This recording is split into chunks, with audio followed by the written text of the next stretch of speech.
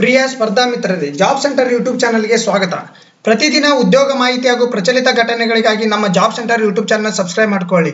ಮುಂಬರುವ ಪಿಸಿ ಮತ್ತು PSI ಪರೀಕ್ಷೆಗಳಿಗೆ GK ಟುಡೇಯಲ್ಲಿ ಬರ್ತಕ್ಕಂಥ ವೆಬ್ಸೈಟ್ನ ಪ್ರಚಲಿತ ವಿದ್ಯಮಾನಗಳು ಅತಿ ಪ್ರಮುಖವಾಗಿರ್ತವೆ. ಅದಕ್ಕೋಸ್ಕರ ನಾವು ಇದನ್ನು GK ಟುಡೇ ವೆಬ್ಸೈಟ್ನ ಕರೆಂಟ್ ಅಫೇರ್ಸ್ ಅನ್ನು ನಾವು ಜಾಬ್ ಸೆಂಟರ್ ಯೂಟ್ಯೂಬ್ ಚಾನಲ್ ಇಂದ ಇದನ್ನ ಟ್ರಾನ್ಸ್ಲೇಟ್ ಮಾಡಿ ಅಂದ್ರೆ ಕನ್ನಡಕ್ಕೆ ಭಾಷಾಂತರಿಸಾಗಿ ಹೇಳಲಾಗ್ತದೆ. ಡಿಸೆಂಬರ್ ಮಂತ್ನ ಪ್ರಚಲಿತ ಘಟನೆಗಳು ನೋಡ್ತಾ ಹೋದ್ರೆ, ಕಾಗ್ಲಾ ಅರಮನೆಯು ಯಾವ ರಾಜ್ಯದ ಐತಿಹಾಸಿಕ ಮತ್ತು ಪುರಾತತ್ವ ಸ್ಥಳವಾಗಿದೆ? Option A Assam, option B Odisha, option C Manipur, option D Meghalaya. ಇದು ಕಾಗ್ಲಾ ಅರಮನೆಯು ಇತ್ತೀಚೆಗೆ ಪ್ರಮುಖ ಸುದ್ದಿಯಲ್ಲಿದೆ. ಇದು ಮಣಿಪುರ ರಾಜ್ಯದೊಳಗೆ ಬರ್ತೈತೆ ನೋಡ್ರಿ. ಇದು ಯಾವುದು ಮಣಿಪುರ ರಾಜ್ಯದಲ್ಲಿ ಬರ್ತೈತೆ. ಹಾಗಾದ್ರೆ ಇದ್ರ ಸುದ್ದಿಯಲ್ಲಿ ಯಾಕಿದೆ ಅಂತ ವಿವರಣೆ ನೋಡೋಣ.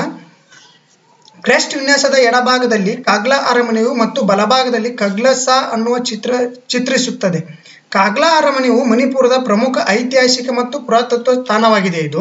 ಇದು ಸಾಮ್ರಾಜ್ಯದ ಸಾಂಪ್ರದಾಯಿಕ ಸ್ಥಾನವಾಗಿದೆ ಮತ್ತು ಡ್ರ್ಯಾಗನ್ ತಲೆ ಮತ್ತು ಸಿಂಹದ ದೇಹವನ್ನು ಹೊಂದಿರುವ ಕಗ್ಲಸಾ ಮಣಿಪುರದ ರಾಜ್ಯದ ಲಾಂಛನ. ಇದು ಈ ಅರಮನೆಯದು ಒಂದು ಚಿಹ್ನೆ ಬರ್ತೈತಲ್ಲ, ಅದು ಏನು ಮಣಿಪುರದ ಲಾಂಛನ. ಹಾಗಾದ್ರೆ ಭಾರತದ ಅತಿ ದೊಡ್ಡವಾದ ಅರಮನೆ ಯಾವ್ದಂತ ಬಂದ್ಬಿಟ್ರೆ, ಭಾರತದ ಅತಿ ದೊಡ್ಡವಾದ ಅರಮನೆ ಬಂದ್ಬಿಟ್ರೆ ಉಮಿತ್ ಭವನ್ ಅರಮನೆ ನೋಡಿ. ಇದು ಎಲ್ಲಿ ಬರ್ತೈತಿ? ರಾಜಸ್ಥಾನದೊಳಗೆ ಬರ್ತೈತಿ ನೋಡಿ. ಜೋಧ್ಪುರದ ರಾಜಸ್ಥಾನ್.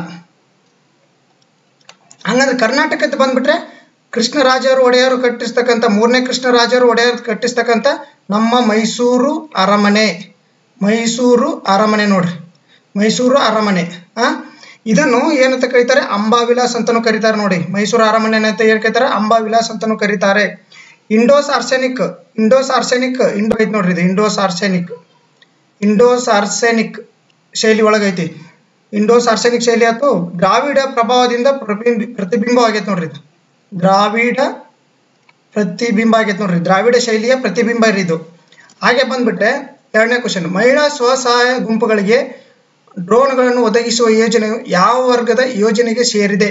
ಅಂದ್ರೆ ಇದು ಕೇಂದ್ರ ವಲಯದ ಯೋಜನೆನಾ, ಕೋರ್ ಯೋಜನೆನಾ, ಕೇಂದ್ರ ಪ್ರಾಯೋಜಿತ ಯೋಜನೆನಾ, ಅಥವಾ ರಾಜ್ಯ ಯೋಜನೆ ಅಂತ ಕೇಳಿದ್ದಾರೆ.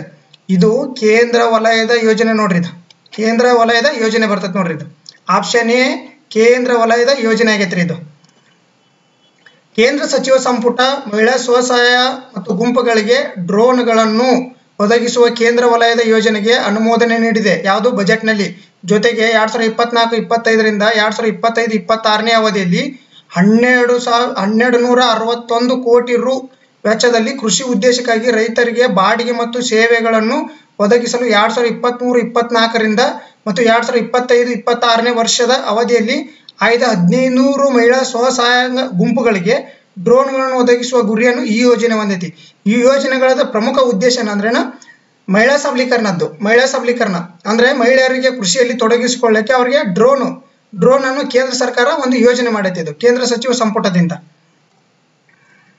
ಭಾರತೀಯ ಕ್ರಿಕೆಟ್ ನಿಯಂತ್ರಣ ಮಂಡಳಿಯಿಂದ ಭಾರತೀಯ ಕ್ರಿಕೆಟ್ ತಂಡ ಮುಖ್ಯ ಕೋಚ್ ಆಗಿ ಯಾರು ನೇಮಕಗೊಂಡಿದ್ದಾರೆ? ಅಂದ್ರೆ ರಾಹುಲ್ ದ್ರಾವಿಡ್ ಬರ್ತಾರೆ. ಇದಕ್ಕೆ ಆಪ್ಷನ್ ಎ ಯಲ್ಲಿರುವ ಎಲ್ಲರಿಗೂ ಗೊತ್ತು, ಕ್ರಿಕೆಟ್ ಪ್ರೇಮಿಗಳಿಗೆ ಗೊತ್ತು. ರಾಹುಲ್ ದ್ರಾವಿಡ್ ಅಂದ್ರೆ ಇದು ಮರು ನೇಮಕ ಆಗಿರೋದು. ಯಾರು? ರಾಹುಲ್ ದ್ರಾವಿಡ್, ನಮ್ಮ ಕನ್ನಡಿಗ ಆದಂತ ರಾಹುಲ್ ದ್ರಾವಿಡ್ ಅವರು. ಅಂದ್ರೆ ಭಾರತೀಯ ಕ್ರಿಕೆಟ್ ನಿಯಂತ್ರಣ ಮಂಡಳಿ BCCI ನ ಈಗ ಅಂದ್ರೆ ನಮ್ಮ ಭಾರತ ಕ್ರಿಕೆಟಿನ ಮುಖ್ಯ ಕೋಚ್ ಯಾರಾಗಿದ್ದಾರೆ ಈಗ? ಅದು ರಾಹುಲ್ ದ್ರಾವಿಡ್ ನೋಡಿ. ಕ್ಯಾಪ್ಟನ್ ಯಾರಂದ್ರೆ ರೋಹಿತ್ ಶರ್ಮಾ ಕ್ಯಾಪ್ಟನ್. ಈಗ ರಾಹುಲ್ ದ್ರಾವಿಡ್ ಅವರು 2024 T20 ವಿಶ್ವಕಪ್ ಅವರಿಗೆ ಭಾರತೀಯ ಪುರುಷ ತಂಡದ ಮುಖ್ಯ ಕೋಚ್ ಆಗಿ ಮರು ನೇಮಕವಾಗಿದ್ದರು ಮಾಡಲಾಗಿದೆ. ಅಂದ್ರೆ ಈಗ 2024ರಲ್ಲಿ ಅಮೆರಿಕದಲ್ಲಿ ನಡೀತೈತಲ್ಲ T20 ವರ್ಲ್ಡ್ ಕಪ್. ಎಲ್ಲಿ ನಡೀತೈತಿ? ಅಮೆರಿಕದೊಳಗೆ ನಡೀತೈತ್ರಿ. 2024ರಾಗ ಅಮೆರಿಕದಲ್ಲಿ. ಅದ್ರದ್ದು ಮುಖ್ಯ ಕೋಚ್ ಆಗಿ ಯಾರು ಆಯ್ಕೆ ಆಗ್ಯಾರ? ರಾಹುಲ್ ದ್ರಾವಿಡ್. ಹಾಗಾದ್ರೆ ಭಾರತ ತಂಡದ ಬೌಲಿಂಗ್ ಕೋಚ್ ಯಾರದಾರ ಈಗ? ಪಾರಸ್ ಮಾಮ್ರೆ ನೋಡ್ರಿ. ಬೌಲಿಂಗ್ ಕೋಚ್ ಯಾರು? ಪಾರಸ್ ಮಾಮ್ರೆ. ವಿಕ್ರಮ್ ರಾಥೋಡ್ ಅಂತ ಅಂದಿರೋರು ಬ್ಯಾಟಿಂಗ್ ಕೋಚ್. ಹಾಗೆ ಮತ್ತು TD ಲೀಪ್ ಬಿಲ್ಡಿಂಗ್ ಕೋಚ್ ನೋಡ್ರಿ. ಬಿಲ್ಡಿಂಗ್ ಕೋಚ್ ಕೂಡ ಅವರು ನೇಮಕಗೊಂಡಿದ್ದಾರೆ.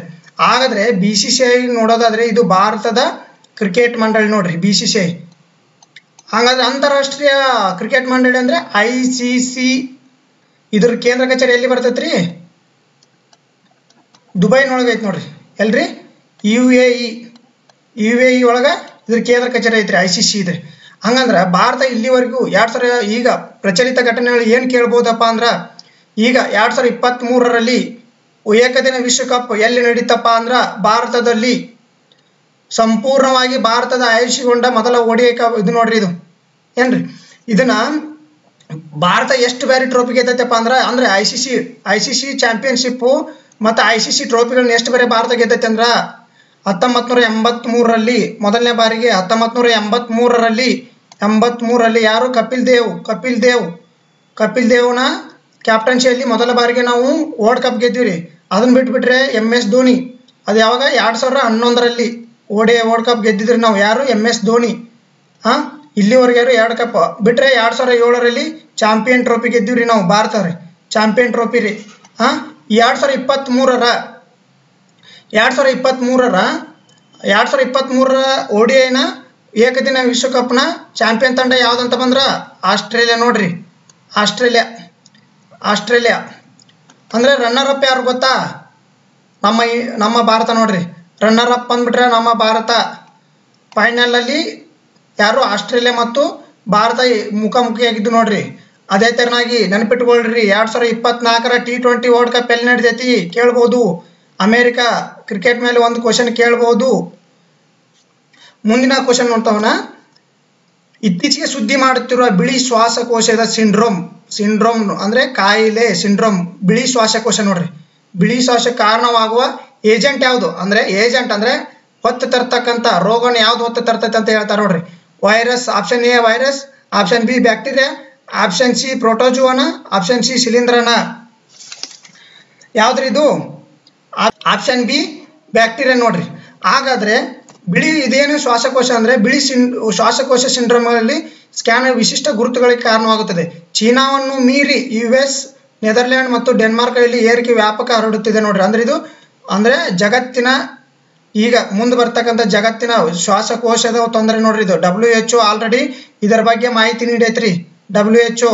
ಹಾಗಾದ್ರೆ ಈಗ ಬರ್ತಕ್ಕಂಥ ವೈರಸ್ನಿಂದ ಬರ್ತಕ್ಕಂಥ ರೋಗಗಳು ಗೊತ್ತದ ನಿಮಗೆ ಆಲ್ರೆಡಿ. ಪ್ರೋಟೋಜೋದಿಂದ ಬರ್ತಕ್ಕಂಥ ಅಂದ್ರೆ ಪ್ರೋಟೋಜೋ ಅಂದ್ರೆ ಗೊತ್ತಾ?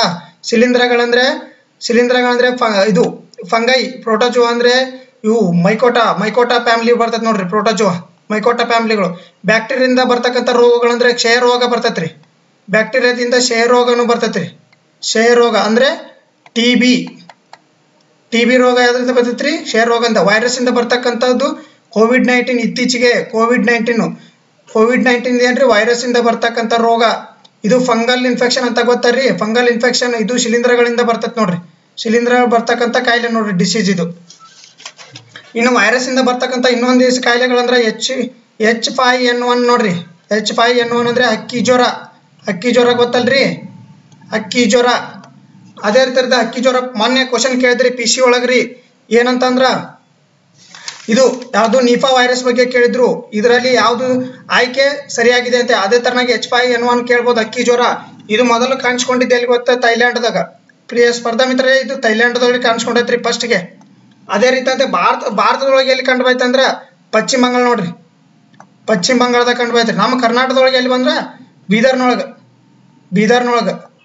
ಬೀದರ್ನಾಗ ಕಂಡು ಬಂತ ನೋಡ್ರಿ. ಬೀದರ್ನಾಗ. ಅದೇ ರೀತಿ H1N1 ಇತ್ತೀಚೆಗೆ ಸುದ್ದಿಯಲ್ಲಿ ಐತಿ ನೋಡ್ರಿ. H1N1 ಅಂದ್ರೆ ಏನ್ರಿ?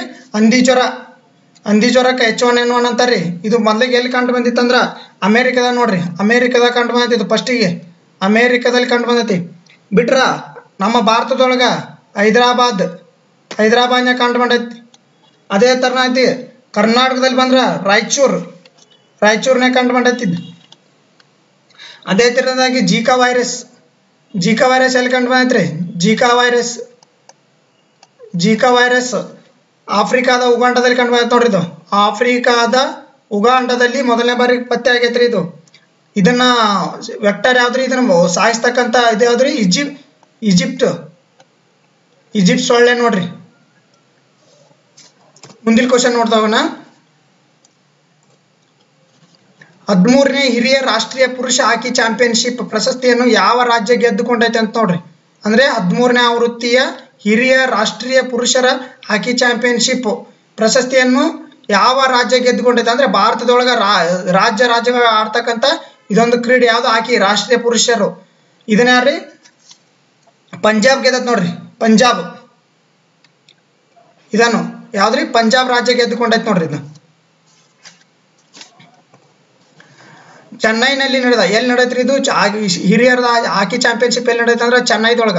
ಚೆನ್ನೈನ ಸೀನಿಯರ್ ಪುರುಷರ ರಾಷ್ಟ್ರೀಯ ಹಾಕಿ ಚಾಂಪಿಯನ್ಶಿಪ್ ನಲ್ಲಿ ಪಂಜಾಬ್ ಪೆನಾಲ್ಟಿ ಶೂಟೌಟ್ ನಲ್ಲಿ ಅಂದ್ರೆ ಕೊನೆವರೆಗೆ ಪೆನಾಲ್ಟಿ ಶೂಟೌಟ್ ಅಲ್ಲಿ ಹಾಲಿ ಚಾಂಪಿಯನ್ ಹರಿಯಾಣ. ಅಂದ್ರೆ 2022ರ ಚಾಂಪಿಯನ್ ಯಾರಾಗದ್ರೆ ಹರಿಯಾಣ ನೋಡ್ರಿ. 2022 ಅವರು ಹರಿಯಾಣ ಅನ್ನು ಸೋಲಿಸಿ ಈ ಸರಿ ಪಂಜಾಬ್ ತಂಡದ ನಾಯಕ ಹಾಗೂ ಭಾರತದ ಆಟಗಾರ ಹರ್ಮನ್ಪ್ರೀತ್ ಸಿಂಗ್ ಇವರು ಭಾರತದ ನಾಯಕರಾಗಿ ಗುರುತಿಸಿಕೊಂಡಾರ್ರಿ. ಇವರು ಹರ್ಮನ್ಪ್ರೀತ್ ಸಿಂಗ್ ಇವ್ರು ಎಲ್ಲಿಯರ್ ಹೆಂಗಂದ್ರ ಪಂಜಾಬ್ ಮೂಲದವ್ರು. ಇವರು ಪರ ಗೋಲು ಗಳಿಸಿದ. ಇದಕ್ಕೂ ಮುನ್ನ ತಮಿಳುನಾಡು ಪೆನಾಲ್ಟಿ ಶೂಟೌಟ್ ನಲ್ಲಿ ಕರ್ನಾಟಕವನ್ನು 5-3 ಗೋಲುಗಳಿಂದ ಸೋಲಿಸಿ ಕಂಚಿನ ಪದಕ ಗೆದ್ದಿತ್ತು. ಅಂದ್ರೆ ಕರ್ನಾಟಕ ಕಂಚಿನ ಪದಕ ಅಂದ್ರೆ ಯಾರ್ರಿ? ಕರ್ನಾಟಕ ನೋಡ್ರಿ. ಚಿನ್ನದ ಪದಕ ಯಾರ್ರಿ? ಪಂಜಾಬ್. ಹಂಗಂದ್ರೆ ಇದು ಬೆಳ್ಳಿ ಪದಕ ಹರಿಯಾಣ. ಅದೇ ಮುಂದಿನ ಕ್ವಶನ್ ನೋಡ್ತಾ ಹೋಗೋಣ. ರಾಸ್ ಮಹೋತ್ಸವ ಅಥವಾ ರಾಸ್ ಲೀಲಾ ಹಬ್ಬ ಯಾವ ರಾಜ್ಯದಲ್ಲಿ ಆಚರಿಸಲಾಗುತ್ತದೆ? ರಾಸ್ ಮಹೋತ್ಸವ ನೋಡ್ರಿ. ರಾಸ್ ಮಹೋತ್ಸವ ಯಾವ ರಾಜ್ಯದಲ್ಲಿ ಆಚರಿಸಲಾಗುತ್ತದೆ? Option A Rajasthan, option B Assam ಮತ್ತು ಆಪ್ಷನ್ ಸಿ ಪಶ್ಚಿಮ ಬಂಗಾಳ, ಆಪ್ಷನ್ ಡಿ ಗುಜರಾತ್. ಇದನ್ನು ಯಾವ ರಾಜ್ಯದಾಗ ಆಚರಣೆ ಮಾಡ್ತಾರಂತ ಅಂದ್ರ ಆಪ್ಷನ್ ಬಿ ಕರೆಕ್ಟ್ ಆದಂತ ಉತ್ತರ ಯಾವ್ದು? ಅಸ್ಸಾಂ ನೋಡ್ರಿ. Option B Assam. ಮೂಲವಾಗಿ ಬ್ರಹ್ಮಪುತ್ರ ನದಿಯಿಂದ ಮೇಲಿರುವ ನದಿ ದ್ವೀಪದ 16 ವೈಷ್ಣವ ಮಠಗಳನ್ನು ಹೊಂದಿದೆ. ಇದನ್ನು ಸ್ಥಳೀಯವಾಗಿ ಸತ್ರಸ್ ಅಂತ ಕರೀತಾರೆ ನೋಡ್ರಿ. ಇದನ್ನು ಈ ಹಬ್ಬವನ್ನು ಏನು ಕರೀತಾರೆ? ಸ್ಥಳೀಯವಾಗಿ ಸತ್ರಸ್ ಎಂದು ಕರೆಯಲಾಗುತ್ತದೆ. ಸ್ಥಳೀಯರು ಬೋನಾ ನಾಟಕವನ್ನು ಸಾಂಪ್ರದಾಯಿಕವಾಗಿ ರೂಪವನ್ನು ಪ್ರದರ್ಶಿಸುತ್ತಾರೆ. ಅಂದ್ರೆ ಇದು ಬೋನಾ ನಾಟಕ. ಸ್ಥಳೀಯವಾಗಿ ಬೋನಾ ನಾಟಕದಲ್ಲಿ ಇದನ್ನೇನು ವ್ಯಕ್ತಪಡಿಸ್ತಾರೆ. ಅಲ್ಲಿ ಕಲಾವಿದರು ವಿವಿಧ ಪೌರಾಣಿಕ ಪಾತ್ರಗಳನ್ನು ನಿರ್ವಹಿಸುತ್ತಾರೆ. ವಿಮರ್ಶಾತ್ಮಕ ಮತ್ತು ಅಳಿವಿನಂಚಿನಲ್ಲಿರುವ ಜಾತಿಯ ಸೌರೈ ಪುಂಡವಾನ್ ಸಸ್ಯಗಳು ಮೊದಲ ಬಾರಿ ಯಾವ ಭಾರತೀಯ ರಾಜ್ಯದಲ್ಲಿ ದಾಖಲಿಸಲಾಗಿದೆ? ಅಂದ್ರೆ ಅಳಿವಿನಂಚಿನ ಯುಎನ್ ಐತ್ಲ, ಅಳಿವಿನಂಚಿನಲ್ಲಿರುವ ಕೆಲವೊಂದಿಷ್ಟು ಗಿಡಗಳನ್ನು ಮಾಡೈತಿ. ಆದ್ರೆ ಇತ್ತೀಚೆಗೆ ಯಾವುದು ಸೌರೈ ಪುಂಡವಾನ ಸಸ್ಯವನ್ನು ಮೊದಲ ಬಾರಿಗೆ ಯಾವ ಭಾರತೀಯ ರಾಜ್ಯದಲ್ಲಿ ದಾಖಲಿಸಲಾಗಿದೆ? ಅಂದ್ರೆ ಇದು ಅಳಿವಿನಂಚಿನ ಇದು ಸಸ್ಯ. ಇದು ಇತ್ತೀಚೆಗೆ ಎಲ್ಲಿ ಕಾಣಿಸ್ಕೊಂಡೈತೆ ಅಂತ ಅಂದ್ರೆ ಯಾವುದು? Option A Goa, option B Manipur, option C ಪಶ್ಚಿಮ ಬಂಗಾಳ, ಆಪ್ಷನ್ ಡಿ ಕರ್ನಾಟಕ. ಇದು ಎಲ್ಲಿ ಕಾಣಿಸ್ಕೊಂಡೈತೆ ಅಂದ್ರೆ ಇತ್ತೀಚೆಗೆ ಮಣಿಪುರದಾಗ ಕಾಣಿಸ್ಕೊಂಡ್ ನೋಡ್ರಿ. ಮಣಿಪುರದಲ್ಲಿ ಕಾಣಿಸ್ಕೊಂಡೈತ್ರಿ ಇದು. International union for IUCN convention of nature ಕೆಂಪು ಪಟ್ಟಿಯ ಪ್ರಕಾರ ತೀವ್ರವಾಗಿ ಅಳಿವಿನಂಚಿನಲ್ಲಿರುತ್ತದೆ. ಅಂದ್ರೆ ಎಂಡರ್ಸ್ ಅಂದ್ರೆ ಇನ್ನೇನು ನಶಿಸಿ ಹೋಗ್ಬೇಕು ಆ ಸ್ಥಿತಿಯಲ್ಲಿ ಕಾಣಿಸ್ತದೆ. ಈ ಪ್ರಭೇದ ಮಣಿಪುರದ ತಮ್ಯಾಂಗ್ಲಾಂಗ್ ಜಿಲ್ಲೆಯಲ್ಲಿ ಮೊದಲ ಬಾರಿ ಕಾಣಿಸ್ಕೊಂಡೈತಿ. ಇತ್ತೀಚೆಗೆ ಕಾಣಿಸ್ಕೊಂಡಿದ್ದಿಲ್ರಿ. ಅಂದ್ರೆ ಇದು ಏನಪ್ಪಾ ಅಂದ್ರ ಇದು ಅಳಿವಿನಂಚಲ್ಲ ಅಂದ್ರೆ ನಶಿಸಿ ಹೋಗಿತ್ತು, ಎಲ್ಲೋ ಒಂದು ಕಾಣಿಸ್ತಿದ್ದು. ಆದ್ರೆ ಇತ್ತೀಚೆಗೆ ಕಾಣಿಸ್ಕೊಂಡಿದ್ದಲ್ಲೇ ಮತ್ತು ವಾಪಸ್ಸು ಮಣಿಪುರದ ನೋಡ್ರಿ. ಮಣಿಪುರದ ತಮಾಂಗ್ಲಾಂಗ್ ಮೊದಲ ಬಾರಿಗೆ ದಾಖಲಾಗಿದೆ. ಇತ್ತೀಚಿನ ಕ್ಷಿಪ್ರ ಜೀವ ವೈವಿಧ್ಯತೆ ಮೌಲ್ಯಮಾಪನ ಮತ್ತು ಕ್ಷೇತ್ರ ಸಮೀಕ್ಷೆಯಲ್ಲಿ ಸೌರಾಯು ಪುಂಡವಾನ ಸಸ್ಯವು ದಾಖಲಿಸಲಾಗಿದೆ. ಸಮೀಕ್ಷೆಯ ಲಾಂಕು ಅರಣ್ಯದ ಲಾಂಗುಕು ಅರಣ್ಯ ಜೀವ ವೈವಿಧ್ಯತೆ ಪರಂಪರೆ ತಾಣಗಳ ಪ್ರಮುಖ ಪ್ರದೇಶಗಳನ್ನು ಒಳಗೊಂಡಿದೆ. ಹಂಗಂದ್ರೆ ಲಾಂಗುಕು ಅರಣ್ಯ ಜೀವ ವೈವಿಧ್ಯತೆ ಇದು ಎಲ್ಲಿ ಕಂಡು ಬರ್ತೈತೆ ಅಂದ್ರೆ ಮಣಿಪುರ್ ನೋಡ್ರಿ. ಲಾಂಕು ಅರಣ್ಯದ ಜೀವ ವೈವಿಧ್ಯತೆ ಪರಂಪರೆ ತಾಣ ಎಲ್ಲಿ ಕಂಡು ಬರ್ತೈತೆ ಅಂದ್ರೆ ಮಣಿಪುರ್ ನೋಡ್ರಿ. ಈ ಸ್ಥಳೀಯ ಜನರು ಈ ಸಸ್ಯವನ್ನು ಅಣಬಾಗ್ ಎಂದು ಕರೀತಾರೆ ನೋಡ್ರಿ. ಈ ಸ್ಥಳೀಯವಾಗಿ ಈ ಸಸ್ಯವನ್ನು ಏನಂತ ಕರೀತಾರ್ರಿ? ಅಣಬಾಗ್ ಅಂತ ಕರೀತಾರೆ ನೋಡ್ರಿ. ವಿಶ್ವಸಂಸ್ಥೆ 2030ರ ವೇಳೆಗೆ ಸಾರ್ವಜನಿಕ ಆರೋಗ್ಯ ಬೆದರಿಕೆಯಾಗಿ ಏಡ್ಸ್ ಅನ್ನು ಕೊನೆಗೊಳಿಸುವ ಗುರಿಯನ್ನು ವರ್ಷ ಯಾವುದು? ಅಂದ್ರೆ ಭಾರತದಲ್ಲಿ 2030ರ ಒಳಗೆ ಏಡ್ಸ್ 2030ರ ವೇಳೆಗೆ ಸಾರ್ವಜನಿಕ ಆರೋಗ್ಯ ಬೆದರಿಕೆಯಾಗಿ ಏಡ್ಸ್ ಅನ್ನು ಕೊನೆಗೊಳಿಸುವ ಗುರಿ ಯಾವ ವರ್ಷ ಆಚರಿಸ್ಕೊಂಡಿದೆ ಅಂತ ಇದು ಮಾಡೈತೆ ನೋಡ್ರಿ. ಇದರ ಆಪ್ಷನ್ ಬಂದ್ಬಿಟ್ಟು ಇಲ್ಲೇ ಕ್ವಶನ್ ಒಳಗೆ ಐತ್ರಿ. ಇದು ಏನೋ 2030 ಇದು ಆನ್ಸರ್. ಏಡ್ಸ್ ಅನ್ನು ಕೊನೆಗೊಳಿಸೋದು ಯಾವ್ದ್ರಿ? ಇದು ಭಾರತ ಏಡ್ಸ್ ಮುಕ್ತ ಭಾರತ ಮಾಡ್ಬೇಕಂತ ಹೊಂಟಿರೋದು ಯಾವಾಗ? 2030ಕ್ಕೆ ನೋಡ್ರಿ. ಹಾಗಾದ್ರೆ ಯುಎನ್ ಏಡ್ಸ್ ಏಜೆನ್ಸಿ ತನ್ನ ವಾರ್ಷಿಕ ವರದಿಯ ಏಡ್ಸ್ ವರದಿಯಲ್ಲಿ ಸಮುದಾಯ ನೇತೃತ್ವದ ಪ್ರತಿಗಳನ್ನು ಗುರುತಿಸಲಾಗಿಲ್ಲ, ಕಡಿಮೆ ಸಂಪನ್ಮೂಲಗಳನ್ನು ಮತ್ತು ಕೆಲವು ಸ್ಥಳ ಅಕ್ರಮದಲ್ಲಿವೆ ಎಂದು ಹೇಳಿದೆ. ಯುಎನ್ನ ಮೊದಲ ಬಾರಿಗೆ 2015ರಲ್ಲಿ ಅಂದ್ರೆ 2030ರ ವೇಳೆಗೆ ಸಾರ್ವಜನಿಕ ಆರೋಗ್ಯ ಬೆದರಿಕೆಯಾಗಿ ಕೊನೆಗೊಳಿಸುವ ಗುರಿಯನ್ನು ನಿಗದಿಪಡಿಸಿದೆ. ಯಾವಾಗ? 2015ರಾಗ ನೋಡ್ರಿ. 2015ರಲ್ಲಿ ಏನು ನಿರ್ಧಾರ ತಗೊಂಡಾರ? 2030ರೊಳಗೆ ಏಡ್ಸ್ ಅನ್ನು ಕೊನೆಗೊಳಿಸ್ಬೇಕಂತೇಳಿ. ಯಾವಾಗ? 2030 ಏಡ್ಸ್ ಅನ್ನು ಕೊನೆಗೊಳಿಸ್ಬೇಕಂತ ಯಾವಾಗ ತಗೊಂಡ್ರ ನಿರ್ಧಾರ? 2015ರಲ್ಲಿ ನೋಡ್ರಿ. 2015ರಲ್ಲಿ. ಹಾಗಾದರೆ ನಿಮ್ಮ ಇದು ಬಂದುಬಿಟ್ರೆ TB ಬಂದುಬಿಟ್ರೆ 2025 ನೋಡ್ರಿ, 2025 TB. ಹಾಗಾದ್ರೆ ಇದು ಬಂದುಬಿಟ್ರೆ ಮಲೇರಿಯಾ 2030 ನೋಡ್ರಿ, ಮಲೇರಿಯಾನು 2030. ಹಂಗೆ ಇದು ಬಂದುಬಿಟ್ರೆ ನಿಮೋನಿಯಾ ಬಂದುಬಿಟ್ರೆ ಸಿಕಲ್ ಸೆಲ್ ಅನಿಮಿಯಾ ಬಂದುಬಿಟ್ರೆ 2047 ನೋಡ್ರಿ. ಇಷ್ಟು ನೆನಪಿಟ್ಕೊರಿ. ಇದ್ರಾಗ ಯಾವ್ದಾರ ಒಂದು ಇಂಪಾರ್ಟೆಂಟು ಯಾವುದು ಇನ್ನೊಮ್ಮೆ ಹೇಳ್ತೀನಿ ಕೇಳ್ರಿ. TB ಬಂದ್ಬಿಟ್ಟು 2025, ಅಂದ್ರೆ ಸಿಕಲ್ ಸೆಲ್ ಅನಿಮಿಯಾ ಬಂದ್ಬಿಟ್ರೆ 2047. ಹಂಗೆ ಮಲೇರಿಯಾ ಮತ್ತು ಏಡ್ಸ್ ಬಂದ್ಬಿಟ್ರೆ 2030ಕ್ಕೆ ನೋಡಿ. ಇವು ಎರಡನ್ನು 2030ಕ್ಕೆ. ಶೂನ್ಯ ಕಾರ್ಬನ್ನು 2075ಕ್ಕೆ. ಭಾರತ ವರ್ಲ್ಡ್ನಾಗ 2050ಕ್ಕೆ ನೋಡಿ, ನೆನಪಿಟ್ಕೊಳ್ಳಿ. ಯಾವ ನಗರವು 2030ರ ವರ್ಲ್ಡ್ ಎಕ್ಸ್ಪೋ ಅನ್ನು ಆಯೋಜಿಸಲಾಗುತ್ತಿದೆ?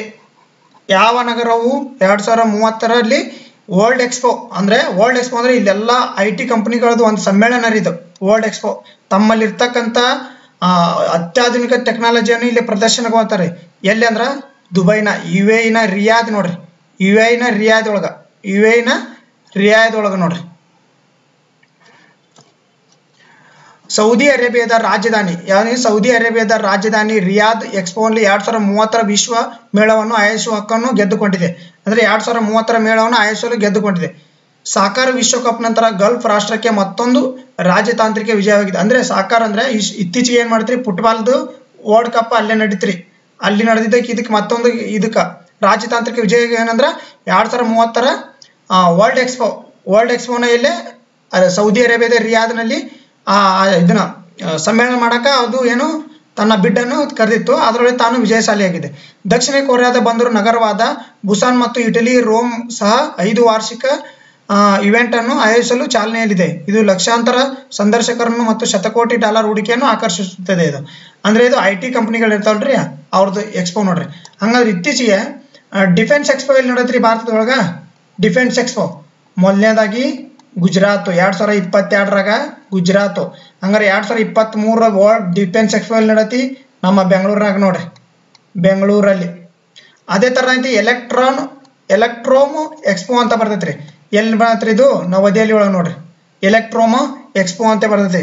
ಇದು ನವದೆಹಲಿ ಒಳಗೆ ನಡೆದೈತೆ ನೋಡ್ರಿ 2023ರಲ್ಲಿ.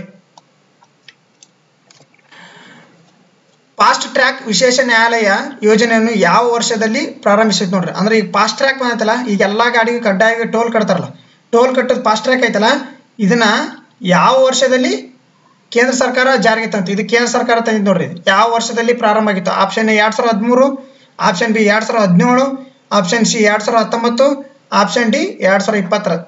ಇದ್ರಾಗ ಬಂದ್ಬಿಟ್ಟು ಸ್ನೇಹಿತರೆ 2019ರಲ್ಲಿ ನೋಡ್ರಿ, 2019ರಲ್ಲಿ ಫಾಸ್ಟ್ ಟ್ಯಾಗ್ ಅನ್ನು ತಂದೈತಿ.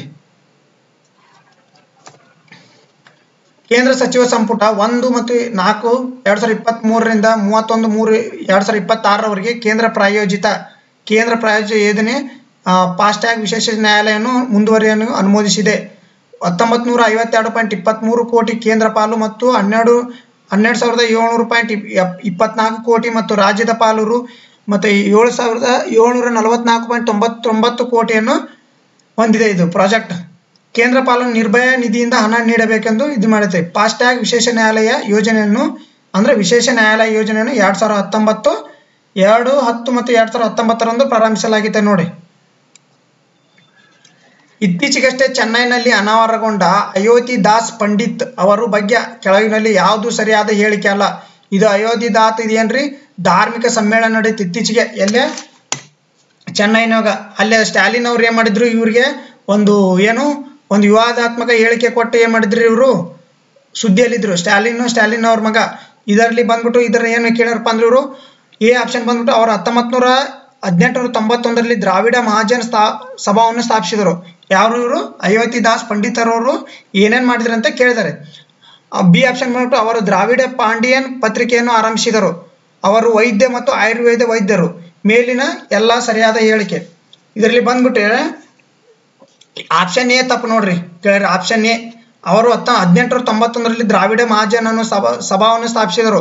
ದ್ರಾವಿಡ ಮಹಾಜನವನ್ನು ಸ್ಥಾಪಿಸಿದವರು ಯಾರು ಗೊತ್ತಾ? ರೆಡ್ಡಿ ಮಲೈ ಶ್ರೀನಿವಾಸನ್. ರೆಡ್ಡಿ ಮಲೈ ಶ್ರೀನಿವಾಸನ್ ನೋಡಿ, ರೆಟಿಮಲೈ ಶ್ರೀನಿವಾಸನ್ ನೋಡ್ರಿ. ಯಾರು? ದ್ರಾವಿಡ ಮಹಾಜನವನ್ನು ಸ್ಥಾಪಿಸಿದವರು ಯಾರು? 1891ರಲ್ಲಿ ರೆಟಿಮಲೈ ಶ್ರೀನಿವಾಸನ್. ಇದು ಆಮೇಲೆ 1893 ಏನಾತ್ರಿ? ಇದು 1893 ಆದಿ ದ್ರಾವಿಡ ಮಹಾಜನ ಆಯ್ತು. ಆದಿ ದ್ರಾವಿಡ ಮಹಾಜನ ಆಯ್ತು. ಆದ್ರೆ ಅದಕ್ಕೋಸ್ಕರ ಇದು ಆನ್ಸರ್ ಯಾವ್ದ್ರಿ? Correct option A. ತಮಿಳುನಾಡಿನ ಮುಖ್ಯಮಂತ್ರಿ MK ಸ್ಟಾಲಿನ್ ಅವರು ಡಿಸೆಂಬರ್ 2023ರಲ್ಲಿ ಚೆನ್ನೈನಲ್ಲಿ ಪ್ರವರ್ತಕ ಜಾತಿ ವಿರೋಧಿ ಹೋರಾಟಗಾರ ಅಯೋತಿ ದಾಸ್ ಪಂಡಿತ್ ಅವರ ಪ್ರತಿಮೆಯನ್ನು ಅನಾವರಣಗೊಳಿಸಿದರು. ಎಲ್ಲಿ? ತಮಿಳುನಾಡಿನಾಗ. ಪ್ರತಿಮೆ ಮತ್ತು ಸ್ಮಾರಕವನ್ನು ನಿರ್ಮಿಸಿದರು. 2.49 ಕೋಟಿ ರು ತಮಿಜನ್ ಮತ್ತು ದ್ರಾವಿಡ ಗುರುತಿನ ಪದಗಳನ್ನು ರಾಜಕೀಯವಾಗಿ ಜನಪ್ರಿಯಗೊಳಿಸುವಲ್ಲಿ ಪೆರಿಯಾರ್ಗೆ ಮುಂಚೂಣಿಯಲ್ಲಿದ್ದರು. ಅಯೋತಿ ದಾಸ್ ಎಂದು ಸ್ಟಾಲಿನ್ ಅವರು ಘೋಷಿಸಿದ್ದಾರೆ. ಅವ್ರದ್ದು ಮೂರ್ತಿ ಇತ್ತೀಚೆಗೆ ಸ್ಥಾಪನೆಗೊಂಡ್ರೆ ತಮಿಳುನಾಡು ನೋಡ್ರಿ. ತಮಿಳುನಾಡಿನ ಮುಖ್ಯಮಂತ್ರಿ ಯಾರು? MK ಸ್ಟಾಲಿನ್ ನೋಡ್ರಿ. MK ಸ್ಟಾಲಿನ್. ಜುಲೈ 2021ರಲ್ಲಿ ಸತ್ತಾರಿ ಭೂಕುಸಿತವು ಯಾವ ರಾಜ್ಯದಲ್ಲಿ ಸಂಭವಿಸಿತ ಅಂತ ಕೇಳಿ ನೋಡ್ರಿ. ಯಾವ್ದ್ರಿ? ಸತ್ತಾರಿ ಭೂಕುಸಿತ ಅಂದ್ರ ಇದಕ್ಕೆ ಮುಂದೆ ವಿವರಣೆ ಮಾತ್ಮಕ ಹೇಳ್ತೀನಿ ನೋಡ್ರಿ. ಇದು ಮಹಾರಾಷ್ಟ್ರ, ಗೋವಾ, ಕರ್ನಾಟಕ, ಗುಜರಾತ್. ಇದೇನ್ ಗೊತ್ತನ್ರಿ? ಸತ್ತಾರಿ ಭೂಕುಸಿತ ಅಂದ್ರ ಅದಕ್ಕೆ ಹೆಸರು ಕೊಟ್ಟಿದ್ದಲ್ರಿ. ಇದು ಗೋವಾ ರಾಜ್ಯದಲ್ಲಿ ಭೂಕುಸಿತ ಆಗಿತ್ತು. ಗೋವಾ ರಾಜ್ಯದಲ್ಲಿ 2021ರಲ್ಲಿ. ಇದು ಪ್ರಚಲಿತ ಘಟನೆಯಲ್ಲಿ ಯಾಕಿದೆ ಅಂದ್ರೆ 2021ರಲ್ಲಿ ಗೋವಾ ರಾಜ್ಯದಲ್ಲಿ ಭೂಕುಸಿತ ಆಗಿತ್ತು. ಅದಕ್ಕೋಸ್ಕರ ಅಲ್ಲಿ ಆದಂತ ಸಾವು ನೋವುಗಳಿಗೆ ಸತ್ತಾರಿ ಎಂಬ ಆಯೋಗವನ್ನು ರಚಿಸಿದ್ರು. ಇಲ್ಲಿ ಗೋವಾ ಸರ್ಕಾರ ನೇಮಿಸಿದ ಸಮಿತಿಯ ಜುಲೈ 2021ರಲ್ಲಿ ಸಂಭವಿಸಿದ ಸತ್ತಾರಿ ಭೂ ವೈಜ್ಞಾನಿಕ ಅಂಶಗಳನ್ನು ಮಾನವ ಚಟುವಟಿಕೆ ಮತ್ತು ವಿಪರೀತ ಮಳೆಯ ಸಂಯೋಜನೆಯಿಂದ ಉಂಟಾಗಿದೆ ಎಂದು ನಿರ್ಧರಿಸಿದೆ. ಅಂದ್ರೆ ಸತ್ತಾರಿ ಆಯೋಗ ಏನಾಗೈತಿ? ವಿಪರೀತ ಮಳೆ ಮತ್ತು ಸಂಯೋಜನೆಯಿಂದ ಉಂಟಾಗೈತೆ ಎಂದು ಅದು ಆಯೋಗ ಮಾಡಿದ್ರು. ಅದಕ್ಕೆ ಅಲ್ಲಿ ಸಾವು ನೋವುಗಳಾಗಿದ್ದರು, ಅದಕ್ಕೋಸ್ಕರ ಆಯೋಗ ಮಾಡಿದ್ರು. ಸತ್ತಾರಿ ಆಯೋಗ ಇತ್ತೀಚೆಗೆ 2023 ಮೊನ್ನೆ ನವೆಂಬರ್ದಲ್ಲಿ ತನ್ನ ಆಯೋಗದ ವರದಿಯನ್ನು ಸಲ್ಲಿಸಿ. ಅದಕ್ಕೋಸ್ಕರ ಇದು ಪ್ರಚಲಿತ ಘಟನೆಯಲ್ಲಿ ಐತೆ ನೋಡ್ರಿ, ಸತ್ತಾರಿ ಆಯೋಗ ಅಂತ ಬಂದ್ರೆ. ಮುಂದಿನ ಕ್ವಶನ್ ನೋಡೋದಾದ್ರೆ, ಓರಿಯಂಟಾ ಸುಟ್ಸುಗುಮಸಿ ಬ್ಯಾಕ್ಟೀರಿಯಾದಿಂದ ಯಾವ ರೋಗ ಉಂಟಾಗುತ್ತದೆ ಅಂತ ಕೇಳ್ಯಾರ ನೋಡ್ರಿ. ಯಾವ್ದ್ರಿ? ಓರಿಯಂಟಿಯಾ ಸುಟ್ಸುಗುಮಸಿ ಬ್ಯಾಕ್ಟೀರಿಯಾ ಯಾವ ರೋಗದಿಂದ ಉಂಟಾಗುತ್ತದೆ? Option A scrub typhus, option B malaria, option C dengue, option D chikungunya. ಇದಕ್ಕೆ ಸರಿಯಾದ ಆನ್ಸರ್ ಯಾವ್ದು ಗೊತ್ತನ್ರಿ? ಸ್ಕ್ರಬ್ ಟೈಪಸ್ ನೋಡ್ರಿ. ಸ್ಕ್ರಬ್ ಟೈಪಸ್ ಅನ್ನೋದು ಇದು ಏನು ಗೊತ್ತಾನ? ಬ್ಯಾಕ್ಟೀರಿಯಾ ನೋಡ್ರಿ. ಇದೊಂದು ಬ್ಯಾಕ್ಟೀರಿಯಾ. ಸ್ಕ್ರಬ್ ಟೈಪಸ್ ಅನ್ನೋದು ಏನ್ರಿ? ಅದೊಂದು ಬ್ಯಾಕ್ಟೀರಿಯಾ.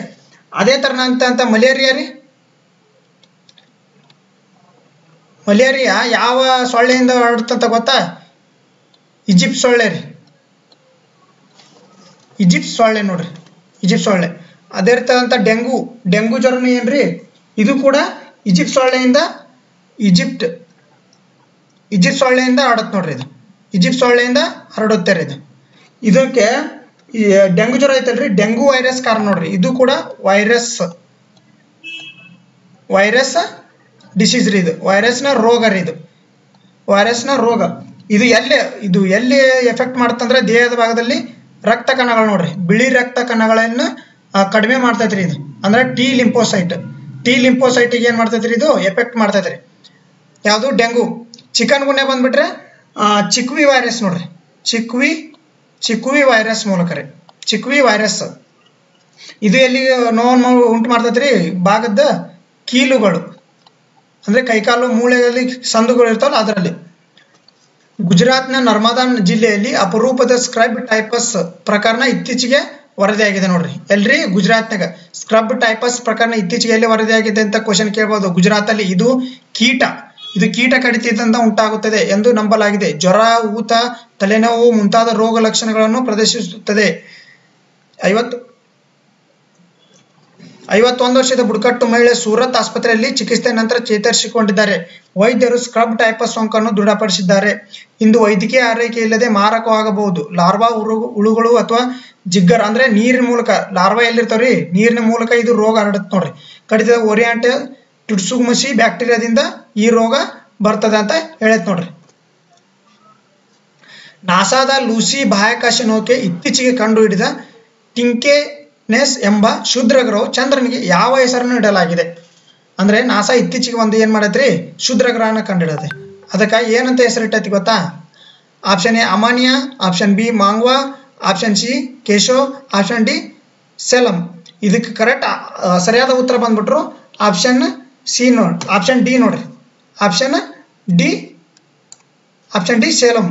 ನಾಸಾದ ಲೂಸಿ ಬಾಹ್ಯಾಕಾಶ ಕೆಳದ ತಿಂಗಳ ಹಾರಿ ಹೋದ ಡಿಕೆನೆಸ್ ಎಂಬ ಹೆಸರಿನ ಕ್ಷುದ್ರಗ್ರಹ ಒಂದು ಸಣ್ಣ ಸಂಪರ್ಕ ಬೈನರಿ ನೋಡ್ರಿ, ಸಂಪರ್ಕ ಬೈನರಿ ಚಂದ್ರನನ್ನು ಹೊಂದಿದೆ ಎಂದು ಇತ್ತೀಚೆಗೆ ಕಂಡುಹಿಡಿದಿದೆ.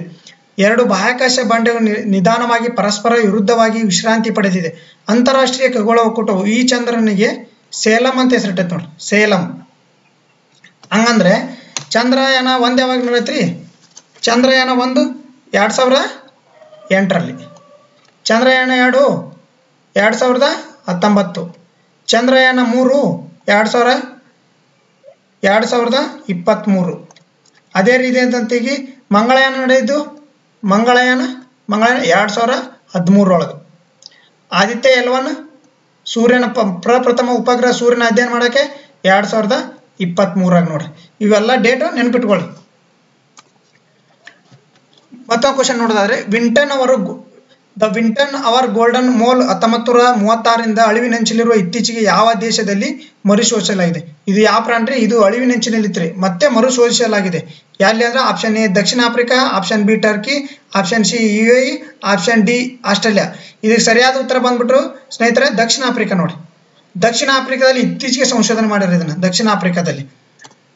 ಇವರನ್ನು ನೋಡೋದಾದ್ರೆ 1936ರಿಂದ ಅಳಿವಿನಂಚಿರುವ ಡಿ ವಿಟ್ಸನ್ ಗೋಲ್ಡನ್ ಮೋಲ್ ಎಂದು ಕರೆಯಲ್ಪಡುವ ಅಪರೂಪದ ಗೋಲ್ಡನ್ ಮೋಲ್ ಪ್ರಭೇದ ನೋಡ್ರಿ. ಇದು ಎಲ್ಲಿ ಯಾವ್ದ್ರಿ? 1936ರಿಂದ ಅಳಿವಿನಂಚಿನ 1936ಗ ಅಳಿವಿನಂಚಿನ ಐತ್ರಿ. ಇದು ಕರಾವಳಿಯ ಮರಳು ದಿಬ್ಬಗಳಲ್ಲಿ 2 ವರ್ಷಗಳ ವ್ಯಾಪಕ ಸಮೀಕ್ಷೆ ನಂತರ, ಅಂದ್ರೆ ಆಫ್ರಿಕಾದ ಕರಾವಳಿಯ ಪ್ರದೇಶ ಇದೆಯಲ್ಲ ಅಲ್ಲಿ 2 ವರ್ಷ ಸತತವಾಗಿ ಸಂಶೋಧನೆ ಮಾಡಿ ದಿಬ್ಬಗಳ ಸಮೀಕ್ಷೆ ನಂತರ ಮರು ಸಂಶೋಧಿಸಲಾಗಿದೆ. ಮೌಸ್ ಹ್ಯಾಮ್ಟರ್ ಗಾತ್ರದ ಸುತ್ತು ಇರುವ ಕುರುಡು ಮೋಲ್ ಪರಿಣಿತವಾಗಿದೆ. ಭೂಗತ ಬಿಲ್ಲಗಳನ್ನು ಮಾಡುತ್ತದೆ ಮತ್ತು ಯಾವುದೇ ಸುರಂಗಗಳನ್ನು ಬಿಡುವುದಿಲ್ಲ. ಇದನ್ನು ಅತ್ಯಂತ ಅಸ್ಪಷ್ಟವಾಗಿದೆ. ಸುಧಾರಿತ DNA ಮಾದರಿ ವಿಧಾನಗಳನ್ನು ಮತ್ತು ಸ್ನಿಪ್ಪರ್ ಡಾಗ್ಗಳನ್ನು ಅಪರೂಪದ ಜಾತಿಗಳಿಗೆ ಹೊಂದಿಕೆಯಾಗುವ ಕುರುಗಳು ಖಚಿತಪಡಿಸಲಾಗಿದೆ. ಇತ್ತೀಚೆಗೆ ಎಲ್ಲೇ ಕುರುಗಳು ಎಲ್ಲಿ ಸಿಕ್ಕವ್ರಿ? ಇದು ದಕ್ಷಿಣ ಆಫ್ರಿಕಾದ ನೋಡ್ರಿ. ಎಲ್ಲೇ? ದಕ್ಷಿಣ ಆಫ್ರಿಕಾದ. ಇದು ಅಸ್ಟ್ರೋಸ್ಯಾಟ್ ಯಾವ ದೇಶವು ಉಡಾವಣೆ ಮಾಡಿದ ಬಾಹ್ಯಾಕಾಶ ದೂರದರ್ಶಕವಾಗಿದೆ? ಅಸ್ಟ್ರೋಸ್ಯಾಟ್ ಏನ್ರಿ? ಇದು ಒಂದು ದೂರದರ್ಶಕ ಉಪಗ್ರಹ. ಇದು ದೂರದರ್ಶಕ ಉಪಗ್ರಹ ನೋಡ್ರಿ. USA ಏನ್ ಮಾಡೈತೆ? Option A USA, option B Russia, option C Bharat, option D China.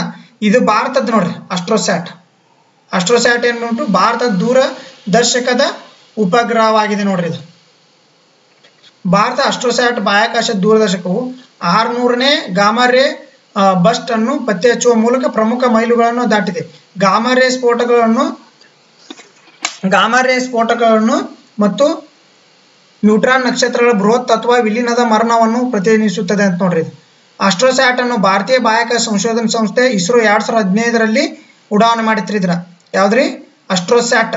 ಇದನ್ನು 5 ವರ್ಷಗಳವರೆಗೆ ವಿನ್ಯಾಸಗೊಳಿಸಲಾಗಿದೆ. ಆದಾಗ್ಯೂ ಇದನ್ನು ತನ್ನ ಜೀವಿತಾವಧಿಯಲ್ಲಿ ಮೀರಿದೆ ಮತ್ತು ಇನ್ನೂ ಪ್ರಮುಖವಾದ ಅವಲೋಕನವನ್ನು ಮಾಡುತ್ತಾ ಉತ್ತಮವಾಗಿ ಕಾರ್ಯನಿರ್ವಹಿಸುತ್ತಿದೆ ಅಂತ ಹೇಳ್ಯಾರ ನೋಡ್ರಿ. ಇದು 2015ರಲ್ಲಿ ಉಡಾವಣೆ ಮಾಡಿದ್ರು. ಇತ್ತೀಚೆಗೆ ಅದೇನು ಗಾಮಾ-ರೇ ಮತ್ತು ಬಸ್ಟ್ ಅಂದ್ರೆ ಅಲ್ಲಿ ಬಾಹ್ಯಾಕಾಶದಲ್ಲಿ ಇದು ಏನು ಉಲ್ಕಾಪಾತ ಮತ್ತು ಸ್ಫೋಟಗೊಂತಾವಲ್ಲ ಅದ್ರ ಬಗ್ಗೆ ಅಧ್ಯಯನ ಮಾಡೋದು ನೋಡ್ರಿ. ಇದು ಯಾವ ದೇಶವು ದೇಶದಲ್ಲಿ ಸುಮಾರು $20 ಶತಕೋಟಿ ಹೂಡಿಕೆ ಮಾಡಲು ಪಾಕಿಸ್ತಾನದೊಂದಿಗೆ ಸಹಿ ಹಾಕಿದ್ದಾರೆ? ಅಂದ್ರೆ ಯಾವ ದೇಶ ಪಾಕಿಸ್ತಾನದೊಂದಿಗೆ 20 ಶತಕೋಟಿ ಹೂಡಿಕೆ ಮಾಡಲು ಯಾವ ದೇಶ ಪಾಕಿಸ್ತಾನದ ಮಾಡಾಕತ್ತಿದ್ದು? ಇಸ್ರೇಲ್ನ, UAEನ, ಒಮಾನ್ನ, ಅಫ್ಘಾನಿಸ್ತಾನ. UAE ರೀ. ಅವ್ರು ಪಾಕಿಸ್ತಾನಕ್ಕೆ ಯಾರು ದೋಸ್ತರದಂದ್ರೆ UAE ರೀ. ಇಸ್ರೇಲ್ದವ್ರಂಕರು ಇಲ್ಲ, ಒಮಾನ್ದವ್ರಂಕ್ರ ಅವ್ರಿಗೆ ಇಲ್ಲ, ಅಫ್ಘಾನಿಸ್ತಾನದವರು ಇಲ್ರಿ. ಆಪ್ಷನ್ ಎ ಬಿ ಬಂದ್ಬಿಟ್ಟು UAE ನೋಡ್ರಿ. UAE ಅಲ್ಲೇ ಎಲ್ಲೇ ಇದ್ರಾಗ ಪಾಕಿಸ್ತಾನದಾಗ $20 ಶತಕೋಟಿ ಹೂಡಿಕೆ ಮಾಡುವಲ್ಲಿ ಸಹಿ ಹಾಕಿದೆ ನೋಡ್ರಿ ಪಾಕಿಸ್ತಾನ ಜೋಡಿ. ಪಾಕಿಸ್ತಾನ ಮತ್ತು UAE ಹಲವಾರು ಒಪ್ಪಂದಗಳಿಗೆ ಸಹಿ ಹಾಕಿವೆ. ಅದರ ಅಡಿಯಲ್ಲಿ ಕೊಲ್ಲಿ ರಾಷ್ಟ್ರವಾದ $20-25 ಶತಕೋಟಿ ನಡುವೆ ಹಣದ ಕೊರತೆ ಇರುವ ರಾಷ್ಟ್ರದಲ್ಲಿ ಹೂಡಿಕೆ ಮಾಡುವ ಸಾಧ್ಯತೆ ಇದೆ ಎಂದು ಮಾಧ್ಯಮ ವರದಿ ಮಾಡಿದೆ. UAE ಅಧ್ಯಕ್ಷ ಶೇಖ್ ಮೊಹಮ್ಮದ್ ಬಿನ್ ನೋಡ್ರಿ.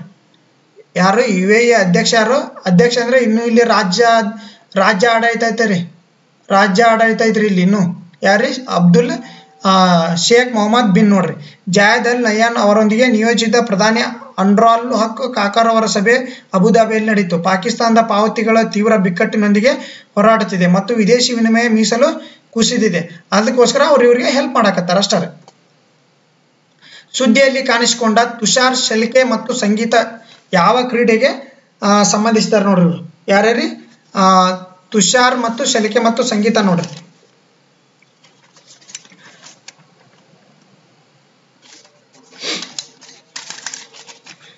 ಆಪ್ಷನ್ ಎ ಬಂದ್ಬಿಟ್ಟು ಚೆಸ್, ಆಪ್ಷನ್ ಬಿ ಬಿಲ್ಲುಗಾರಿಕೆ, option C tennis, option D cricket. ಇವರು ಬಿಲ್ಲುಗಾರಿಕೆ ಸಂಬಂಧಪಟ್ಟಾರ ನೋಡ್ರಿ. ಇತ್ತೀಚೆಗೆ ಬಿಲ್ಲುಗಾರಿಕೆ ಸಂಬಂಧಪಟ್ಟಾರ ನೋಡ್ರಿ ಅವರು. ಯಾರ್ರಿ? ಶೆಲ್ಕೆ, ತುಷಾರ್ ಶೆಲ್ಕೆ ಅವರು ಮತ್ತು ಸಂಗೀತ ಅವರು ನೋಡ್ರಿ. ಯಾವ ಕ್ರೀಡೆಗೆ ಸಂಬಂಧಪಟ್ಟಾರ ಅಂತಂದ್ರೆ ಬಿಲ್ಲುಗಾರಿಕೆ. ಹಾಗಾದ್ರೆ ಟೆನ್ನಿಸ್ಗೆ ಸಂಬಂಧಪಟ್ಟ ಇತ್ತೀಚಿನ ಆಟಗಾರ ನೋಡೋದಾದ್ರೆ ರೋಹನ್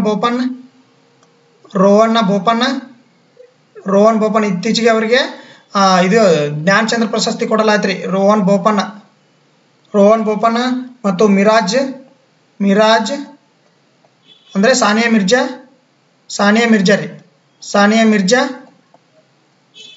ಮಿರ್ಜಾ ಮತ್ತು ಅಂಕಿತ ಮತ್ತು ರೈನಾ ಸುಮಿತ್ ಇವರು. ಮತ್ತೆ ಚೆಸ್ಗೆ ಸಂಬಂಧಪಟ್ಟಾರೆ ಗೊತ್ತಾದ್ರೆ ನಿಮಗೆ ಪ್ರಜ್ಞಾನಂದ್ ಮತ್ತು ಯಾರ್ರಿ?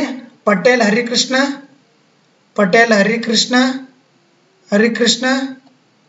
ಹರಿಕೃಷ್ಣ ಮತ್ತು ಗುಕೇಶ್ ಇವರು ಚೆಸ್ ಸಂಬಂಧಪಟ್ಟಾರ. ಅಂದ್ರೆ ಇತ್ತೀಚೆಗೆ ಆಕ್ಟಿವ್ ಆಟಗಾರರು ಇವರು ಚೆಸ್ ಒಳಗ. ಕ್ರಿಕೆಟ್ಗೆ ಅಂದ್ರೆ ಗೊತ್ತದಲ್ಲಿ ವಿರಾಟ್ ಕೊಹ್ಲಿ, ರೋಹಿತ್ ಶರ್ಮಾ, KL ರಾಹುಲ್ ದ್ರಾವಿಡ್ ಇವ್ರೇನ್ರಿ ಕ್ರಿಕೆಟ್ಗೆ ಸಂಬಂಧಪಟ್ಟಾರ ಇವರು. ಅತಿ ಹೆಚ್ಚು ಇತ್ತೀಚೆಗೆ IPLಗೆ ಮಾರಾಟವಾದ ವ್ಯಕ್ತಿ ಯಾರಂದ್ರೆ ಯಾರು ಗೊತ್ತ್ರಿ? ಇದು ಮಿಚೆಲ್ ಸ್ಟಾರ್ಕ್ ನೋಡ್ರಿ. ಮಿಚೆಲ್ ಸ್ಟಾರ್ಕ್ ಎಷ್ಟು? 24.75 ಕೋಟಿ. ಅತಿ ಹೆಚ್ಚು IPL ನಲ್ಲಿ ಖರೀದಿ ಆದಂತ ವ್ಯಕ್ತಿ ನೋಡ್ರಿ. ಎರಡನೇದು ಬಂದ್ಬಿಟ್ರೆ ಪ್ಯಾಟ್ ಕಮಿನ್ಸ್ 21 ಕೋಟಿ ರೂಪಾಯಿ ರೀ. IPL ನಲ್ಲಿ ಅತಿ ಹೆಚ್ಚು ಮೊತ್ತಕ್ಕೆ ಹರಾಜಾದಂತ ವ್ಯಕ್ತಿ ಯಾರ್ರಿ? ಹಂಗಂದ್ರೆ ಮಿಚೆಲ್ ಸ್ಟಾರ್ಕ್ ನೋಡ್ರಿ. ಆಸ್ಟ್ರೇಲಿಯಾದ ಆಟಗಾರ ನೋಡ್ರಿ. ಮುಂದಿನ ಕೋರ್ಸ್ ತುಷಾರ್ ಶೆಲ್ಕೆ ಮತ್ತು ಸಂಗೀತ ಅವರು ರಾಷ್ಟ್ರೀಯ ಬಿಲ್ಲುಗಾರಿಕೆ ಮತ್ತು ಚಾಂಪಿಯನ್ಶಿಪ್ನಲ್ಲಿ ರಿಕರ್ವ್ ಪುರುಷ ಮತ್ತು ಮಹಿಳಾ ಪ್ರಶಸ್ತಿಗಳನ್ನು ಪಡೆದಿದ್ದಾರೆ. ಸಂಯುಕ್ತ ವಿಭಾಗದಲ್ಲಿ ಪ್ರಥಮೇಶ್ ಜಾವರ್ಕ್ ಮತ್ತು ವಿಶ್ವ ಚಾಂಪಿಯನ್ ಅತಿಥಿ ಸ್ವಾಮಿ ಪುರುಷ ಮತ್ತು ಮಹಿಳೆಯರ ಅಗ್ರ ಪ್ರಶಸ್ತಿಯನ್ನು ಪಡೆದಿದ್ದಾರೆ ನೋಡ್ರಿ. ಯಾರ್ಯಾರಿ ನೆನ್ಪಿಟ್ಕೋರಿ ಇವ್ರು ಅಷ್ಟರ ಹೆಸರಿ?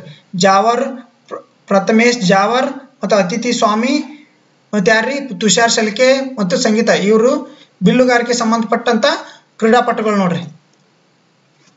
ಸುದ್ದಿಯಲ್ಲಿ ಕಾಣಿಸಿಕೊಂಡ ಅಂಗದ್ವೀರ್ ಸಿಂಗ್ ಮತ್ತು ಬಾಜ್ವಾ ಮತ್ತು ಗಣೇಶ್ ಮತ್ತು ಶೆಕೋನ್ ಯಾವ ಕ್ರೀಡೆಗೆ ಸಂಬಂಧಿಸಿದ್ದಾರೆ ಅಂತ ಕೇಳ್ಯಾರ ನೋಡ್ರಿ. ಶೂಟಿಂಗಿಗ, ಕ್ರಿಕೆಟ್ಗ, ಫುಟ್ಬಾಲ್ಗ, ಚೆಸ್ಗ ಅಂತ ಕೇಳಿದಾರೆ ಇವರು. ಯಾವ ಕ್ರೀಡೆಗೆ ಅಂತಂದ್ರ ಶೂಟಿಂಗ್ ನೋಡ್ರಿ. ಶೂಟಿಂಗ್ ಸಂಬಂಧಪಟ್ಟಾರ ನೋಡ್ರಿ ಇವರು. ಇತ್ತೀಚೆಗೆ ಎಲ್ರಿ ದೆಹಲಿ ಮತ್ತು ಭೂಪಾಲ್ನಲ್ಲಿ ನಡೆದಂತ ಏನ್ರಿ ವಿಶ್ವ ವರ್ಲ್ಡ್ ಚಾಂಪಿಯನ್ಶಿಪ್ ನಲ್ಲಿ ಇವರು ಶೂಟಿಂಗ್ ನಲ್ಲಿ ಚಿನ್ನದ ಪದಕ ಗೆದ್ಕೊಂಡಾರ ಇವರು. 66ನೇ ರಾಷ್ಟ್ರೀಯ ಶೂಟಿಂಗ್ ಚಾಂಪಿಯನ್ಶಿಪ್ ಎಲ್ಲಿ ನಡೆಯತ್ರಿ?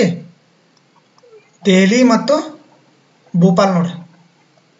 66ನೇದು ದೆಹಲಿ ಮತ್ತು ಭೂಪಾಲ್ ನಡೆಯತ್ ನೋಡ್ರಿ. 66ನೇ ರಾಷ್ಟ್ರೀಯ ಶೂಟಿಂಗ್ ಚಾಂಪಿಯನ್ಶಿಪ್ ನಲ್ಲಿ ಅಂಗದ್ವೀರ್ ಸಿಂಗ್ ಮತ್ತು ಬಾಜ್ವಾ ಮತ್ತು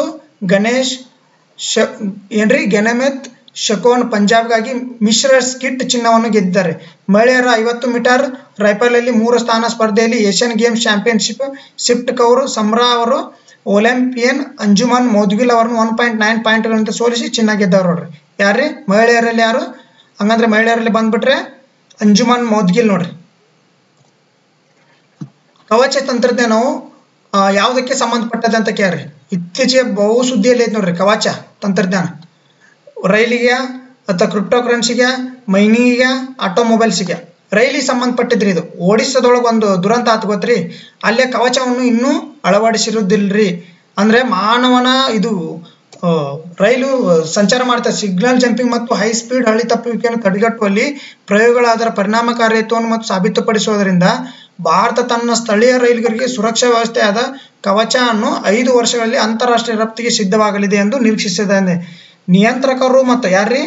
ಡ್ರೈವರ್ಸ್, ಲೋಕೋ ಪೈಲಟ್ ಅಥವಾ ಚಾಲಕ ಮಾನವ ದೋಷದಿಂದ ಅಪಘಾತಗಳನ್ನು ನಿಗ್ರಹಿಸಲು ಕವಚ 66,000 ಕಿಲೋಮೀಟರ್ ರೈಲ್ವೆ ಜಾಲದಿಂದ ನಿಯೋಜಿಸಲಾಗಿದೆ ನೋಡ್ರಿ. ಅಂದ್ರ ಈಗ ಯಾರು ಲೋಕೋ ಪೈಲಟ್ ಇರ್ತಾರ ಅವರೆಲ್ಲ ಯಾವಾಗ ನಿದ್ದಿಗೆ ಜಾರ್ ಬಿಡ್ತಾರ, ಆಟೋಮೆಟಿಕ್ ಮೂಡ್ ಹಾಕ್ಲಾರ, ಅವಾಗ ಏನ್ರಿ ಕವಚ ಇದು ತಾನಾಗಿ ವರ್ಕ್ ಮಾಡ್ತಾರೆ. ಇದು ಅಂದ್ರೆ 1 ಕಿಲೋಮೀಟರ್ ದೂರ ಇರುವಾಗಲೇನೆ ಸಿಗ್ನಲ್ ಕೊಡ್ತೈತ್ರಿ. ಯಾವ್ದಕ್ಕೆ? ಸ್ಟೇಷನ್ ಮಾಸ್ಟರ್ಗೆ. ಟ್ರೈನ್ ತಾವ ಬೇರೆ ಬ್ರೇಕ್ ಹಾಕೊಂಡು ನಿಂತ್ಕೊಂತ ನೋಡ್ರಿ, ಇದು ಕವಚಲಿದ್ದ. ನೆಕ್ಸ್ಟ್ ಕ್ವಶನ್ ನೋಡೋದಾದ್ರೆ, ಸುದ್ದಿಯಲ್ಲಿ ಕಂಡುಬರುವ ತೋಳ ತಿದ್ದುಪಡಿ ಯಾವ ದೇಶಕ್ಕೆ ಸಂಬಂಧಿಸಿದೆ? ಇದು ತೋಳ ತಿದ್ದುಪಡಿ ಅಂದ್ರೆ ಇಂಗ್ಲಿಷ್ ಒಳಗ್ರಿ ಇದು ವುಲ್ಫ್ ತಿದ್ದುಪಡಿ ಇದು. ವುಲ್ಫ್ ಕನ್ನಡದೊಳಗ ವುಲ್ಫ್, ಇದು ತೋಳ, ಇಂಗ್ಲಿಷ್ ಒಳಗ ವುಲ್ಫ್ ತಿದ್ದುಪಡಿ ಅಂದ್ರೆ ಇದು ಜಪಾನ್ ದೇಶಕ್ಕೆ ಸಂಬಂಧಪಟ್ಟಿದ್ದ, ಭಾರತಕ್ಕ, ರಷ್ಯಾಗ, USA ನೋಡ್ರಿ. ಇದು USA ಗೆ ಸಂಬಂಧಪಟ್ಟಂತ ತಿದ್ದುಪಡಿ ನೋಡ್ರಿ. ವುಲ್ಫ್ ತಿದ್ದುಪಡಿ ಅಂತ ಮಾಡ್ತಾರ್ರಿ ರಷ್ಯಾದೊಳಗ. ಎದಕ್ ಮಾಡ್ತಾರಪ್ಪ ಅಂದ್ರ, 2 ದೇಶಗಳ ಬಾಹ್ಯಾಕಾಶ ಸಂಸ್ಥೆಗಳ ನಡುವಿನ ಮೊದಲ ರೀತಿಯ ಸಹಯೋಗದಲ್ಲಿ ಚೀನಾ ಸಂಗ್ರಹಿಸಿದ ಚಂದ್ರನ ಮಾದರಿಗಳನ್ನು ಅಧ್ಯಯನ ಮಾಡಲು ನಾಸಾ ಸಂಶೋಧನೆಗೆ ಅವಕಾಶ ನೀಡಲಾಗಿದೆ. US ಕಾನೂನು ಇಲ್ಲಿಯವರೆಗೆ ನಾಸಾ ಮತ್ತು ಅದರ ಪ್ರತಿರೂಪವಾದ ಚೀನಾ ನ್ಯಾಷನಲ್ ಸ್ಪೇಸ್ ಅಡ್ಮಿನಿಸ್ಟ್ರೇಷನ್ ಅನ್ನು ದೂರದಲ್ಲಿ ಇರಿಸಿದೆ. ಆದರೆ ಈಗ ಅವರು ಒಟ್ಟಿಗೆ ಕೆಲಸ ಮಾಡಲು ಅನುಮತಿಸಲಾಗಿದೆ. US ಕಾಂಗ್ರೆಸ್ 2011ರಲ್ಲಿ ಅಂಗೀಕರಿಸಿದ ವುಲ್ಫ್ ತಿದ್ದುಪಡಿಯ ಪ್ರಕಾರ ಇಂದು ಶಾಸಕರಿಂದ ಅಧಿಕಾರ ಪಡೆಯುವ ಹೊರತು ಚೀನಾದೊಂದಿಗೆ ಸಹಕರಿಸಿದಂತೆ ನಾಸಾ ಅಂದ್ರೆ ಇವರು 2011ರಾಗ ಒಂದು ಒಪ್ಪಂದ ಮಾಡ್ಕೊಂಡಿದ್ದಾರೆ. ಬಾಹ್ಯಾಕಾಶದಲ್ಲಿ ಏನೇ ನಾವು ಸಂಗ್ರಹಣ ಮಾಡಿದ್ರು ಇಬ್ರು 2 ಸ್ಪೇಸ್ಗೆ ಅದನ್ನ ಏನು ಹಸ್ತಾಂತರ ಮಾಡ್ಬೇಕು. ಅಂದ್ರೆ ನಮಗೂ ನೀವು ಅದನ್ನ ಮಾದರಿಯನ್ನು ನಮಗೂ ಅಧ್ಯಯನ ಮಾಡ್ಲಿಕ್ಕೆ ಕೊಡ್ಬೇಕು. ಬಟ್ ಇತ್ತೀಚೆಗೆ ಚಂದ್ರನ ಮೇಲೆ ಇವರು ಚೀನಾದವರದಲ್ರಿ, ಅಲ್ಲಿ ಒಂದಿಷ್ಟು ಸ್ಯಾಂಪಲ್ ತಂದಿದ್ರ, ಅವನ್ನ ನಾಸಾಕ ಕೇಳಿದ್ರ ಕೊಡ್ಲಿಲ್ರಿ ಅವ್ರು ಏನ್ ಮಾಡಕ, ಸಂಶೋಧನೆ ಮಾಡಕ್ಕೆ. ಅದಕ್ಕೋಸ್ಕರ ಇವರು ಏನ್ ಮಾಡಿದ್ರು, ವುಲ್ಫ್ ಅಂತ ಇದು ಇತ್ತಲ್ಲ, ಅದಕ್ಕೆ ತಿದ್ದುಪಡಿ ಇತ್ತಲ್ಲ, ವುಲ್ಫ್ ಅಂತೇಳಿ ಒಂದು ಇದು ಮಾಡಿದ್ರು ತಿದ್ದುಪಡಿ. ಅದಕ್ಕೆ ಇತ್ತೀಚೆಗೆ ಅಷ್ಟೇ ನ್ಯಾಷನಲ್ ಕಾಂಗ್ರೆಸ್ ಅಂತೇಳಿ ಅಮೆರಿಕದ್ದು ತಿದ್ದುಪಡಿ ಮಾಡ್ಯಾರ ನೋಡ್ರಿ. ಗೊತ್ತಾತ್ರಿ? ಇದು ಸ್ಪೇಸ್ ಬಗ್ಗೆ ಇರೋದು. ಇದು 2023ರಲ್ಲಿ ಯಾವ ದೇಶವು 12,000 ಶಂಕಿತ ಎಂಪಾಕ್ಸ್ ಅಂದ್ರೆ ಮಂಕಿ ಪಾಕ್ಸ್ ಪ್ರಕರಣವನ್ನು ವರದಿ ಮಾಡಿದೆ ನೋಡ್ರಿ. ಎಂಪಾಕ್ಸ್ ಮಂಕಿ ಪಾಕ್ಸ್ ಎಲ್ರಿ? 2023ರಲ್ಲಿ ಯಾವ ದೇಶ 12,000 ಶಂಕಿತ ಮಂಕಿ ಪಾಕ್ಸ್ ಪ್ರಕರಣ ವರದಿ ಮಾಡಿದೆ ಅಂದ್ರೆ ಕೆನ್ಯಾದಾಗ, ಇಥಿಯೋಪಿಯಾದಲ್ಲ, ಕಾಂಗೋದಲ್ಲ, ಇಂಡೋನೇಷ್ಯಾದಲ್ಲಿ. ಆಪ್ಷನ್ ಸಿ ಬಂದ್ಬಿಟ್ಟು ಕಾಂಗೋದ ನೋಡ್ರಿ. ಕಾಂಗೋದೊಳಗೆ ಇತ್ತೀಚೆಗೆ ಎಲ್ರಿ, ಆಫ್ರಿಕಾದ ಖಂಡದ ಕಾಂಗೋ ರಾಷ್ಟ್ರ ನೋಡ್ರಿ. ಕಾಂಗೋ ರಾಷ್ಟ್ರದಲ್ಲಿ 12,000 ಮಂಕಿ ಪಾಕ್ಸ್ಗಳು ಇತ್ತೀಚೆಗೆ ವರದಿ ಆಗ್ಯಾವ್ರಿ. ವಿಶ್ವ ಆರೋಗ್ಯ ಸಂಸ್ಥೆ WHO ಪರಿಸ್ಥಿತಿಯ ವರದಿಯ ಪ್ರಕಾರ ಕಾಂಗೋ ಪ್ರಜಾಸತ್ತಾತ್ಮಕ ಗಣರಾಜ್ಯವು ಜನವರಿ 1ರಿಂದ ನವೆಂಬರ್ 12, 2023ಗೆ 581 ಸಾವುಗಳಾಗ್ಯಾವ ನೋಡ್ರಿ. 581 ಸಾವುಗಳು ಸೇರಿದಂತೆ 12,569 ಶಂಕಿತ ಪಾಕ್ಸ್ ಪ್ರಕರಣ ವರದಿ ಮಾಡಿದೆ. ಇದು ಇದುವರೆಗೆ ವರದಿಯಾದ ಅತಿ ಹೆಚ್ಚು ವಾರ್ಷಿಕ ಪ್ರಕರಣಗಳು. ಅಂದ್ರೆ 1 ವರ್ಷದಲ್ಲಿ ಅತಿ ಹೆಚ್ಚು ಪ್ರಕರಣಗಳು ಆಗೈತೆ ನೋಡ್ರಿ. ಇದು ಅಲ್ಲಿ ಮಂಕಿ ಪಾಕ್ಸ್ ಒಂದೇ ವರ್ಷದೊಳಗೆ ಇಷ್ಟು ಪ್ರಕರಣ ಆಗಿದ್ದು ಇದೇ ಮೊದಲ್ರಿ. ಎಲ್ಲೇ ಕಾಂಗೋದಾಗ. WHO ಗಮನಿಸಿದೆ ಇದನ್ನು. ಮೊದಲು ದೃಢಪಡಿಸಿದ ಲೈಂಗಿಕವಾಗಿ ಹರಡುವ ಪಾಕ್ಸ್ ಸೋಂಕುಗಳನ್ನು ಮತ್ತು ದೇಶದ ರಾಜಧಾನಿಯಲ್ಲಿ ಮೊದಲ ಪ್ರಕರಣಗಳು ಡೆಮಾಕ್ರೆಟಿಕ್ ರಿಪಬ್ಲಿಕ್ ಆಫ್ ಕಾಂಗೋದಲ್ಲಿ 26 ಪ್ರಾಂತ್ಯಗಳಲ್ಲಿ ಮತ್ತು 22 ಪ್ರಕರಣಗಳು ದಾಖಲಾಗಿವೆ. 26 ಪ್ರಾಂತ್ಯಗಳಲ್ಲಿ 22 ಪ್ರಕರಣಗಳು ನೋಡ್ರಿ. ಅಂದ್ರೆ ಕಾಂಗೋನ ಐತಲ್ಲ, ಇದನ್ನ ಡೆಮಾಕ್ರೆಟಿಕ್ ರಿಪಬ್ಲಿಕ್ ಆಫ್ ಕಾಂಗೋ ಅಂತ ಕರೀತಾರೆ. ಇದನ್ನ ಡೆಮಾಕ್ರೆಟಿಕ್ ರಿಪಬ್ಲಿಕ್ ಆಫ್ ಕಾಂಗೋ ಅಂತ ಕರೀತಾರೆ ಇದನ್ನ. ಭಾರತದಲ್ಲಿ ಯಾವ ಸಂಸ್ಥೆಯು ಸಂಯೋಜಿತ ನೀರು ನಿರ್ವಹಣಾ ಸೂಚ್ಯಂಕವನ್ನು ಬಿಡುಗಡೆ ಮಾಡ್ತದ್ರಿ? ನೀರು ನಿರ್ವಹಣಾ ಸೂಚ್ಯಂಕವನ್ನು ಯಾರು ಬಿಡುಗಡೆ ಮಾಡ್ತಾರ್ರಿ? ಜಲಶಕ್ತಿ ಸಚಿವಾಲಯನ, ನೀತಿ ಆಯೋಗನ, WAPCOನ ಅಥವಾ ದೀಪ್ತಿನ? ನೀತಿ ಆಯೋಗ ನೋಡ್ರಿ. ಇದು ಆಪ್ಷನ್ ಬಿ ಕರೆಕ್ಟ್ ಬಂದ್ಬಿಟ್ರೆ ನೀತಿ ಆಯೋಗ ನೋಡ್ರಿ. ನೀವು ಎಲ್ಲರೂ ಹೋಗ್ಬಿಟ್ಟು ಜಲಶಕ್ತಿ ಆಯೋಗ ಅಂತ ಹಾಕ್ತೀರಿ, ತಪ್ಪ್ರಿ. ನೀತಿ ಆಯೋಗ ನೋಡ್ರಿ. ಭಾರತದ ಯಾವ ಸಂಸ್ಥೆ ಸಂಯೋಜಿತ ನೀರು ನಿರ್ವಹಣಾ ಸೂಚ್ಯಂಕವನ್ನು ಬಿಡುಗಡೆ ಮಾಡ್ತದೆ ಅಂದ್ರೆ ನೀತಿ ಆಯೋಗ ರೀ. ನೀತಿ ಆಯೋಗ ಬಿಡುಗಡೆ ಮಾಡ್ತದ್ರಿ. ನಿರ್ವಹಣೆ ಸೂಚ್ಯಂಕದಲ್ಲಿ ಪ್ರಕಟಿಸಿದ ಇಲ್ಲಿಯವರೆಗೆ 2 ಆವೃತ್ತಿಯ, ಅಂದ್ರೆ ಇದು 2ನೇ ಆವೃತ್ತಿ. ಜೂನ್ 2018ರಲ್ಲಿ 1ನೇ ಆವೃತ್ತಿ ಮತ್ತು ಆಗಸ್ಟ್ 2019ರಲ್ಲಿ 2ನೇ ಆವೃತ್ತಿ. ರಾಷ್ಟ್ರವ್ಯಾಪಿ COVID-19 ಪರಿಸ್ಥಿತಿಯಲ್ಲಿ ತಡವಾಗಿ ಆಗಸ್ಟ್ 22ರಲ್ಲಿ ನಂತರ ಆವೃತ್ತಿಯಲ್ಲಿ ಸಿದ್ಧಪಡಿಸಲಾಗಿದೆ. ನೀತಿ ಆಯೋಗ ಸಂಯೋಜಿತ ನೀರು ನಿರ್ವಹಣಾ ಸೂಚ್ಯಂಕದ 3ರಿಂದ 6ನೇ ಆವೃತ್ತಿಯ ಸಂಯೋಜಿತ ವರದಿಯವರೆಗೆ ಬರಲಿದೆ ನೋಡ್ರಿ. ಇದು ಈಗ 6ನೇ ಆವೃತ್ತಿ ಮಟ್ಟ ಬರ್ತೈತಂತ್ರಿ. ಹಂಗಂದ್ರ ನೀತಿ ಆಯೋಗದ ಅಧ್ಯಕ್ಷರು ಯಾರಿರ್ತಾರ್ರಿ? ನೀತಿ ಆಯೋಗದ ಅಧ್ಯಕ್ಷರು ಯಾರಿರ್ತಾರ? ನಿಮಗೆ ಗೊತ್ತಿರೋದೇ, ಪ್ರಧಾನಮಂತ್ರಿ ಇರ್ತಾರ್ರಿ. ನೀತಿ ಆಯೋಗದ ಯಾವಾಗ ಸ್ಥಾಪನೆ ಆತ್ರಿ? ಜನವರಿ 1, 2015ರಾಗ. ನೀತಿ ಆಯೋಗದ ಪ್ರಸ್ತುತ ಉಪಾಧ್ಯಕ್ಷರು ಯಾರದಾರ್ರಿ? ಸುಮನ್ ಬೇರಿ ಅದಾರ. CO ಯಾರದಾರ್ರಿ? BVR. CO ಯಾರು ಬರ್ತಾರ? BVR ಸುಬ್ರಹ್ಮಣ್ಯ ನೋಡ್ರಿ. ಸುಬ್ರಹ್ಮಣ್ಯ ರಾವ್ ಅದಾರ ನೋಡ್ರಿ. ಸುಬ್ರಹ್ಮಣ್ಯ ರಾವ್ ನೀತಿ ಆಯೋಗದ CEO ಅದಾರ್ರಿ. ನೀತಿ ಆಯೋಗದ ಉಪಾಧ್ಯಕ್ಷರು ಯಾರ್ದಾರ? ಸುಮನ್ ಬೇರಿ ಅದಾರ್ರಿ. ನೀತಿ ಆಯೋಗದ ಎಷ್ಟು ಸ್ಥಾಪನೆ ಆಯ್ತು? 2015 ಜನವರಿ 1. ನೀತಿ ಆಯೋಗದ ಅಧ್ಯಕ್ಷರು ಇರ್ತಾರ್ರಿ ದೇಶದ ಪ್ರಧಾನಮಂತ್ರಿಗಳು ಇರ್ತಾರೆ ನೋಡ್ರಿ. 2015ರಲ್ಲಿ ಸ್ಥಾಪನೆ ನೀತಿ ಆಯೋಗ. ವಿಮಾ ವಲಯದ ಮೇಲೆ ಡಿಜಿಟಲ್ ವೈಯಕ್ತಿಕ ಡೇಟಾ ಸಂರಕ್ಷಣಾ ಕಾಯ್ದೆ ಪರಿಣಾಮವನ್ನು ಪರೀಕ್ಷಿಸಲು ಯಾವ ಸಂಸ್ಥೆ ಕಾರ್ಯಪಡೆಯನ್ನು ರಚಿಸಿದೆ? ವಿಮಾ ವಲಯ ಅಂದ್ರೆ ಇನ್ಶೂರೆನ್ಸ್ಗೆ ವಲಯ ಮೇಲೆ ಡಿಜಿಟಲ್ ವೈಯಕ್ತಿಕ ಡೇಟಾ ಸಂರಕ್ಷಣೆ ಅಂದ್ರೆ ಡಿಜಿಟಲ್ ಸಂರಕ್ಷಣೆಯನ್ನು ಅಂದ್ರೆ ಈಗ ನಾವು ವಿಮಾ ವಲಯ ಮಾಡ್ತೀವಲ್ಲ ಅದ್ರಲ್ಲಿ ನಮ್ಮಂತ ವೈಯಕ್ತಿಕ ದಾಖಲೆಗಳು ಸೋರಿಕೆ ಆಗಬಾರ್ದಂತೆ ಯಾವ ವಲಯ ಯಾವ ಇಲಾಖೆ ನಿಗಾ ವಹಿಸಿದೆ ಅಂದ್ರೆ ಎಲೆಕ್ಟ್ರಾನ್ ಮತ್ತು IT ಸಚಿವಾಲಯನ ಅಲ್ಲ, IRDI ನೋಡ್ರಿ.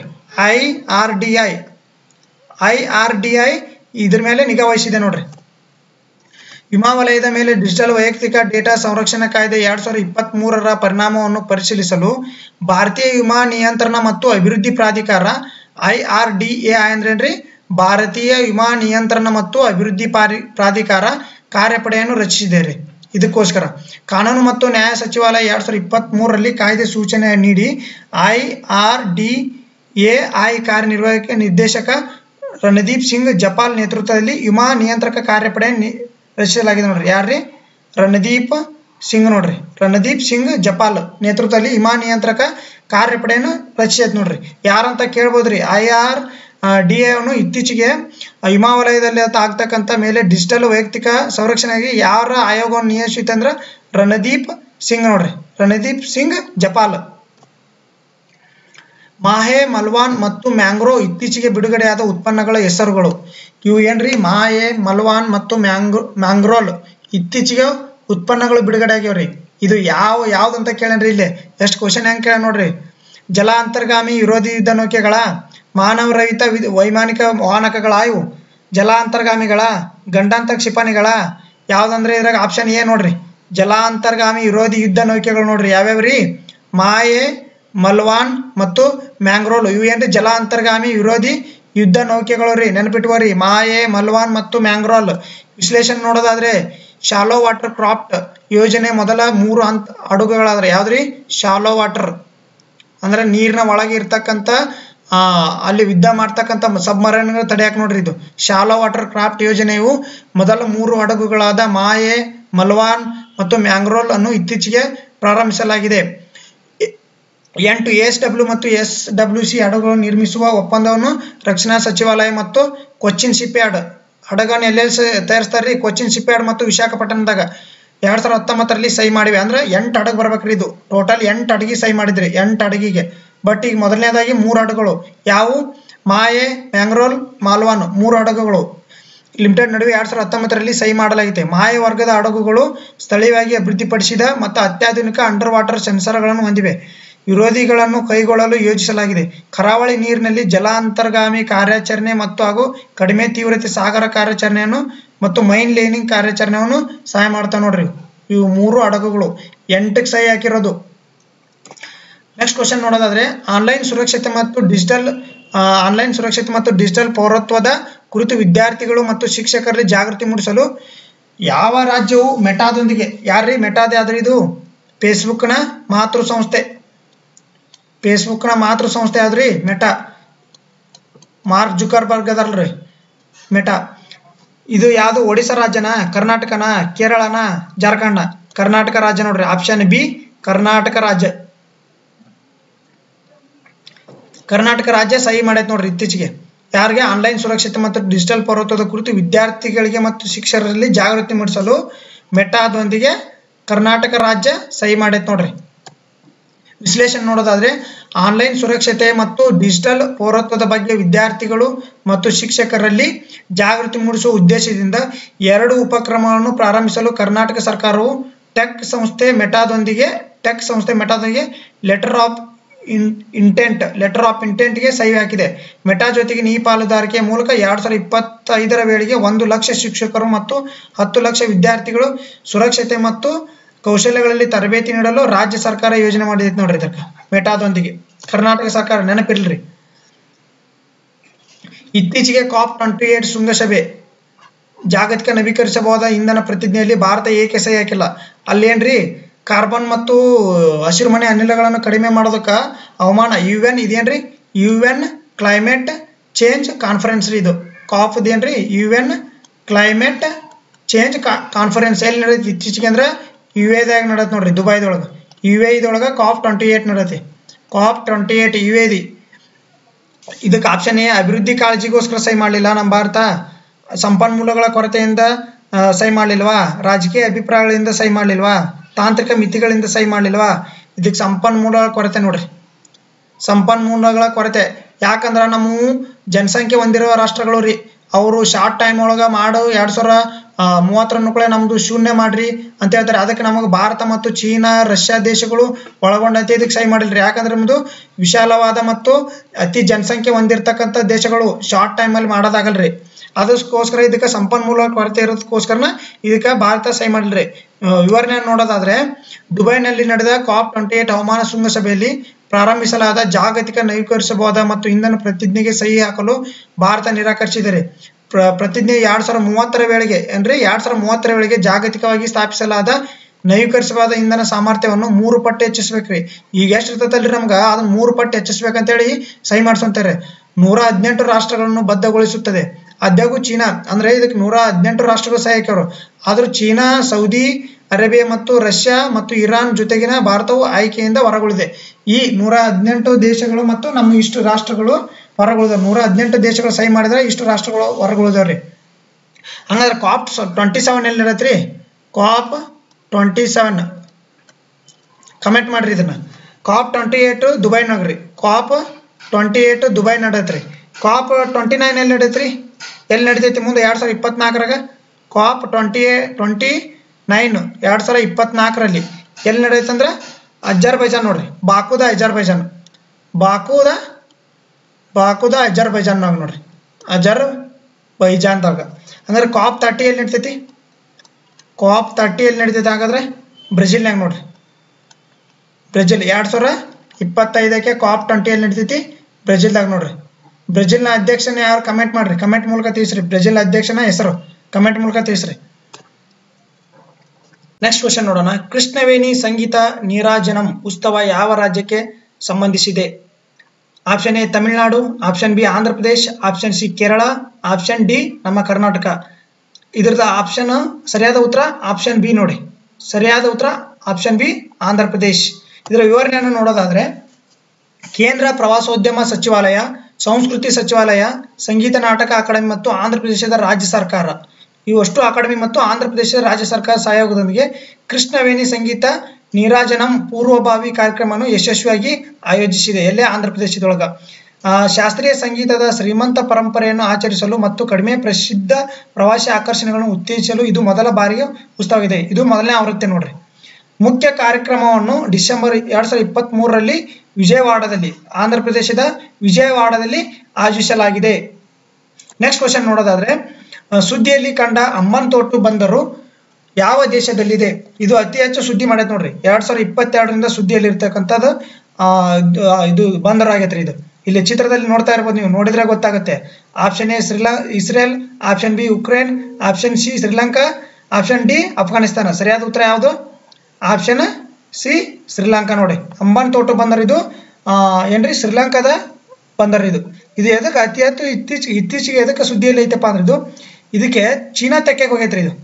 ಇದು ಇತ್ತೀಚೆಗೆ ಎದಕ್ಕೆ ಸುದ್ದಿ ಆಗೈತಪ್ಪ ಅಂದ್ರೆ, ಚೀನಾ ಇದನ್ನ ಅವ್ರಿಗೆ ಸಾಲ ಕೊಟ್ಟು ಅವ್ರ ಬಂದರುಗಳನ್ನು ತಾನು ವ್ಯಾಪಾರ ಮಾಡ್ತೈತ್ರಿ. ಇಲ್ಲಿ ಅಮ್ಮನತೋಟು ಇದು ಯಾರು ವ್ಯಾಪ್ತಿಯಲ್ಲಿ ಬರ್ತೈತೆ ಅಂದ್ರೆ ಚೀನಾದ ಕಂಪನಿ ಇಲ್ಲಿ ಏನ್ರಿ ಹೂಡಿಕೆ ಮಾಡ್ಯಾವ.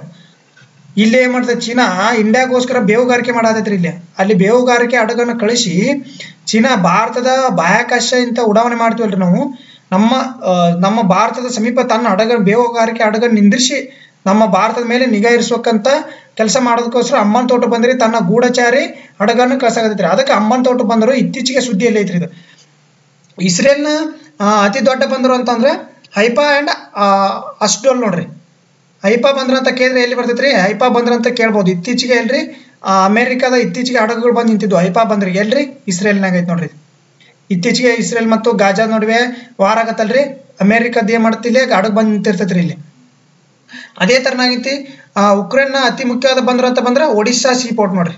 ಒಡಿಶಾ ನಮ್ಮ ಒಡಿಶಾ ರಾಜ್ಯ ಅಲ್ರಿ, ಇಲ್ಲಿ ಒಡಿಶಾ ಅಂತ ಪೋರ್ಟ್ ಬರ್ತೈತ್ರಿ, ಅತಿ ದೊಡ್ಡ ಬಂದರು ಇದು. ಉಕ್ರೇನ್ ಅತಿ ದೊಡ್ಡ ಬಂದರು.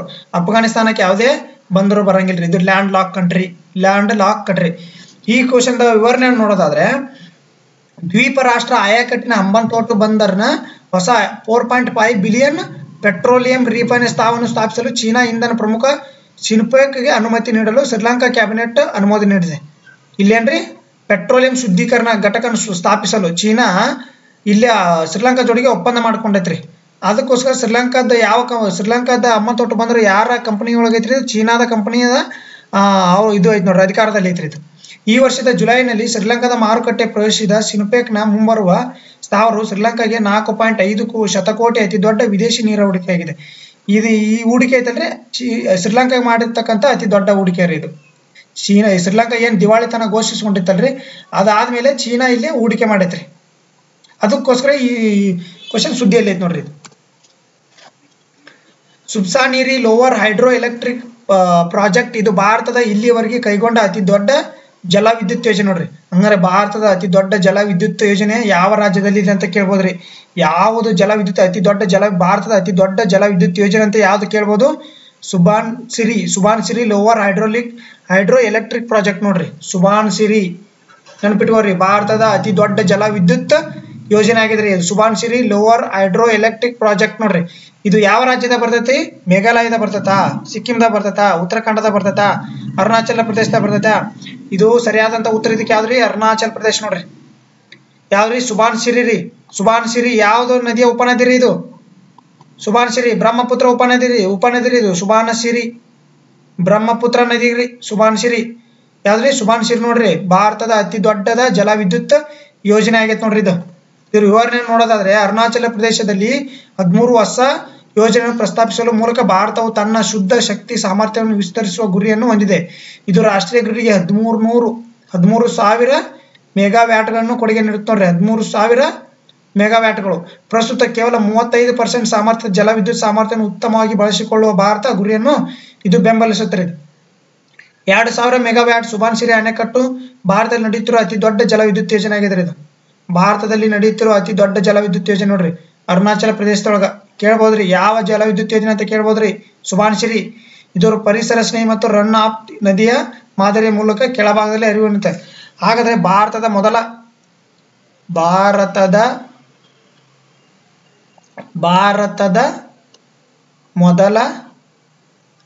ಅಣು ವಿದ್ಯುತ್ ಸ್ಥಾವರ ಯಾವ್ದ್ರಿ? ಪರಮಾಣು ಅಣು ವಿದ್ಯುತ್ ಸ್ಥಾವರ ಯಾವ್ದ್ರಿ? ತಾರಾಪುರ್ 1969. ಎಲ್ರಿ? ಮಹಾರಾಷ್ಟ್ರ ಒಳಗ್ರಿ. ಅದೇ ತರದಂತ ಬಂದ್ರೆ ನಮ್ಮ ಕರ್ನಾಟಕದ ಮೊದಲ ಅಣು ವಿದ್ಯುತ್ ಸ್ಥಾವರ, ಪರಮಾಣು ಅಣು ವಿದ್ಯುತ್ ಸ್ಥಾವರ ರೀ. ಯಾವುದು? ಕರ್ನಾಟಕದ ಕೈಗಾದಾಗ ನೋಡ್ರಿ, ಉತ್ತರ ಕನ್ನಡ ಡಿಸ್ಟಿಕ್.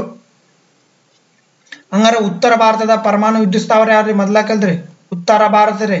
ಹರಿಯಾಣದೊಳಗೆ ಇತ್ತೀಚೆಗೆ ಸ್ಥಾಪನೆ ಮಾಡಲು ಉದ್ದೇಶಿಸಲಾಗಿದೆ ನೋಡ್ರಿ, ಹರಿಯಾಣದಲ್ಲಿ. ನೆಕ್ಸ್ಟ್ ಕ್ವಶನ್ಗೆ ಹೋಗೋಣ. ಇತ್ತೀಚೆಗೆ ಯಾವ ದೇಶವು ಇಸ್ರೇಲ್ ಮತ್ತು ಗಾಜಾದ ಮೇಲೆ ಕಣ್ಗಾವಲು ವಿಮಾನಗಳಿಗಾಗಿ ನೆರಳು R1 ಡ್ರೋನ್ಗಳನ್ನು ನಿಯೋಜಿಸಲು ನಿರ್ಧರಿಸಿದೆ ನೋಡ್ರಿ.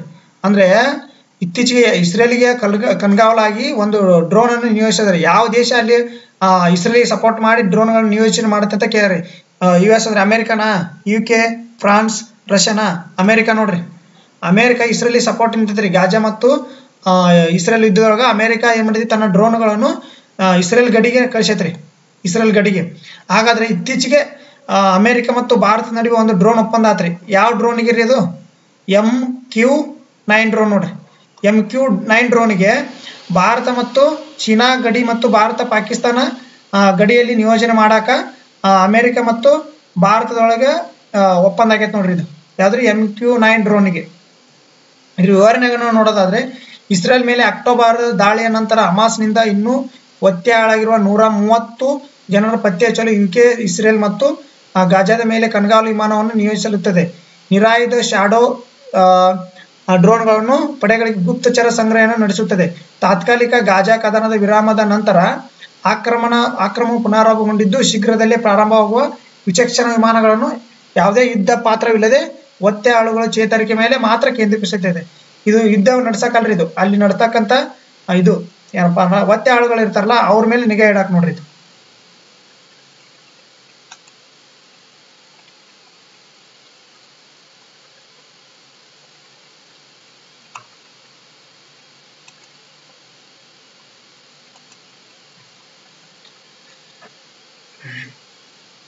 ಮುಂದಿನ ಕ್ವಶನ್ ನೋಡೋದಾದ್ರೆ, United nation framework convention climate change ಗೆ ಕಾನ್ಫರೆನ್ಸ್ ಆಫ್ ಪಾರ್ಟೀಸ್ ಯಾವ ಆವೃತ್ತಿಯ ಆಯೋಜಿಸಲು ಭಾರತ ಆಫರ್ ಮಾಡಿದೆ? ಅಂದ್ರೆ ಭಾರತ ನಾವು ಆಯೋಜನೆಗೊಂಡಿರ್ತೀವಿ ಅಂತೇಳಿ ಯುನೈಟೆಡ್ ನೇಷನ್ ಕ್ಲೈಮೇಟ್ ಚೇಂಜ್ಗೆ ಆಫರ್ ನೀಡೈತ್ರಿ. ಯಾವ್ದಕ್ಕೆ ಎಷ್ಟನೇ ಆವೃತ್ತಿ ಅಂದ್ರೆ 29ನೇ ಆವೃತ್ತಿನ, 30ನೇ ಆವೃತ್ತಿನ, 32ನೇ ಆವೃತ್ತಿನ, 33ನೇ ಆವೃತ್ತಿನ? Option C. ಆಪ್ಷನ್ ಡಿ ಬಂದ್ಬಿಟ್ಟು 33ನೇ ಆವೃತ್ತಿ ನೋಡ್ರಿ, 33ನೇ ಆವೃತ್ತಿಗೆ. ಇದ್ರ ವಿವರಣೆಗಳನ್ನು ನೋಡೋದಾದ್ರೆ, ಭಾರತದಲ್ಲಿ ಹವಾಮಾನ ಬದಲಾವಣೆ ಕುರಿತು ವಿಶ್ವಸಂಸ್ಥೆ ಚೌಕಟ್ಟಿನ ಸಮಾವೇಶ UNFCCಯ ಪಕ್ಷಗಳ 33ನೇ ಸಮ್ಮೇಳನವನ್ನು ಆಯೋಜಿಸಲು ಪ್ರಧಾನಿ ನರೇಂದ್ರ ಮೋದಿಯವರು ಪ್ರಸ್ತಾಪಿಸಿದರು. UAEನಲ್ಲಿ COP28 ನಲ್ಲಿ ಉನ್ನತ ಮಟ್ಟದ ವಿಭಾಗದ ಉದ್ಘಾಟನಾ ಸಮಾರಂಭದಲ್ಲಿ ಮಾತನಾಡಿದ ಪ್ರಧಾನಿ ಮೋದಿ ಅವರು, COP28 UAEಯಲ್ಲಿ ನಡೀತಾ, ಅಲ್ಲಿ ಸಮಾರಂಭದಲ್ಲಿ ಮಾತನಾಡಿದ ಪ್ರಧಾನಿ ಮೋದಿ ಅವರು ಭಾರತದಲ್ಲಿ ಶೃಂಗಸಭೆಯನ್ನು 33ನೇ ಶೃಂಗಸಭೆಯನ್ನು ಆಯೋಜಿಸುವ ಬಯಕೆಯನ್ನು ವ್ಯಕ್ತಪಡಿಸಿದರು. ಭಾರತವು UNFCC COP8 ಅನ್ನು ಅಕ್ಟೋಬರ್ 23 ನವೆಂಬರ್ 1 2000ರಿಂದ ನವದೆಹಲಿಯಲ್ಲಿ ಆಯೋಜಿಸಲಾಗಿತ್ತು. ಹಂಗಾದ್ರೆ COP28 ಬಂದ್ಬಿಟ್ರೆ UAE ಭಾರತದೊಳಗೆ ಕಾಪ್ ನಡೆದಿರ್ತಕ್ಕಂಥದ್ದು ಯಾವಾಗ್ರಿ? 2002ರಲ್ಲಿ ನೋಡ್ರಿ, ನವೆಂಬರ್ 23 ನವದೆಹಲಿ ಒಳಗೆ ಆಗೈತೆ ನೋಡ್ರಿ ಕಾಪ್ ಸಭೆ. ಅಂದ್ರೆ ಯುನೈಟೆಡ್ ಕ್ಲೈಮೇಟ್ ಚೇಂಜ್ ಸಮ್ಮೇಳನ, ಕಾನ್ಫರೆನ್ಸ್ ಸಮ್ಮೇಳನ ಎಲ್ಲಿ ನಡೆಯುತ್ತೆ? ನಮ್ಮ ಭಾರತದಾಗ ಎಷ್ಟನೇ ಇಸ್ವಿಯಾಗ? 2002ನೇ ಇಸ್ವಿ ಒಳಗೆ ನೋಡ್ರಿ ಈ COP28 UAE ಒಳಗ. ಅದೇ ತರನಂತ COP29 ಬಂದ್ಬಿಟ್ರೆ ಬೈಕು ಅಜರ್ಬೈಜಾನ್, COP13 ಬಂದ್ಬಿಟ್ರೆ ಎಲ್ಲಿ? ಬ್ರೆಜಿಲ್ನಾಗ ನೋಡ್ರಿ, ನೆನಪಿಟ್ಕೊಳ್ರಿ.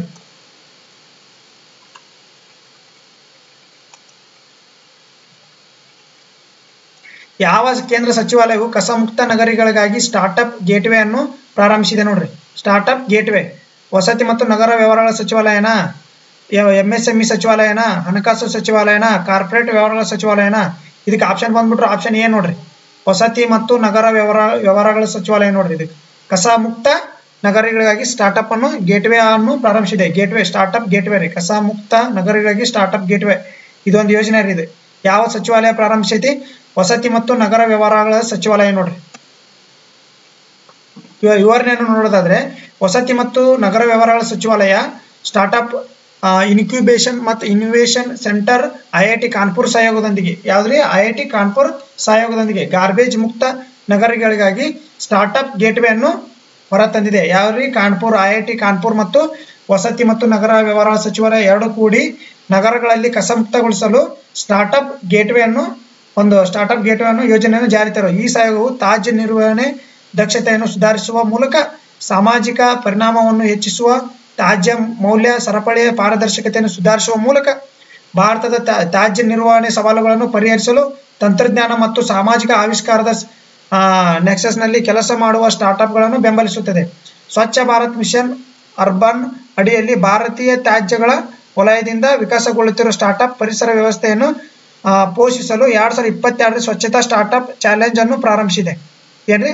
ಸ್ವಚ್ಛತಾ ಸ್ಟಾರ್ಟ್ಅಪ್ ಚಾಲೆಂಜ್ ನೋಡ್ರಿ 2022ರಾಗ ಏನು ಪ್ರಾರಂಭಿಸೈತೆ. ಯಾವುದು? ವಸತಿ ಮತ್ತು ನಗರ ವ್ಯವಹಾರಗಳ ಸಚಿವಾಲಯ ಇತ್ತೀಚೆಗೆ ಒಂದು ಯೋಜನೆ ತಂದ. ಯಾವ? ಸ್ಟಾರ್ಟ್ಅಪ್ ಗೇಟ್ವೇ ಐತೆ. ಯಾವ? IIT ಮತ್ತು ಕಾನ್ಪುರ್ ಮತ್ತು ವಸತಿ ಮತ್ತು ನಗರ ವ್ಯವಹಾರ ಸಚಿವಾಲಯ. ನೆನಪಿಟ್ಕೋರಿ.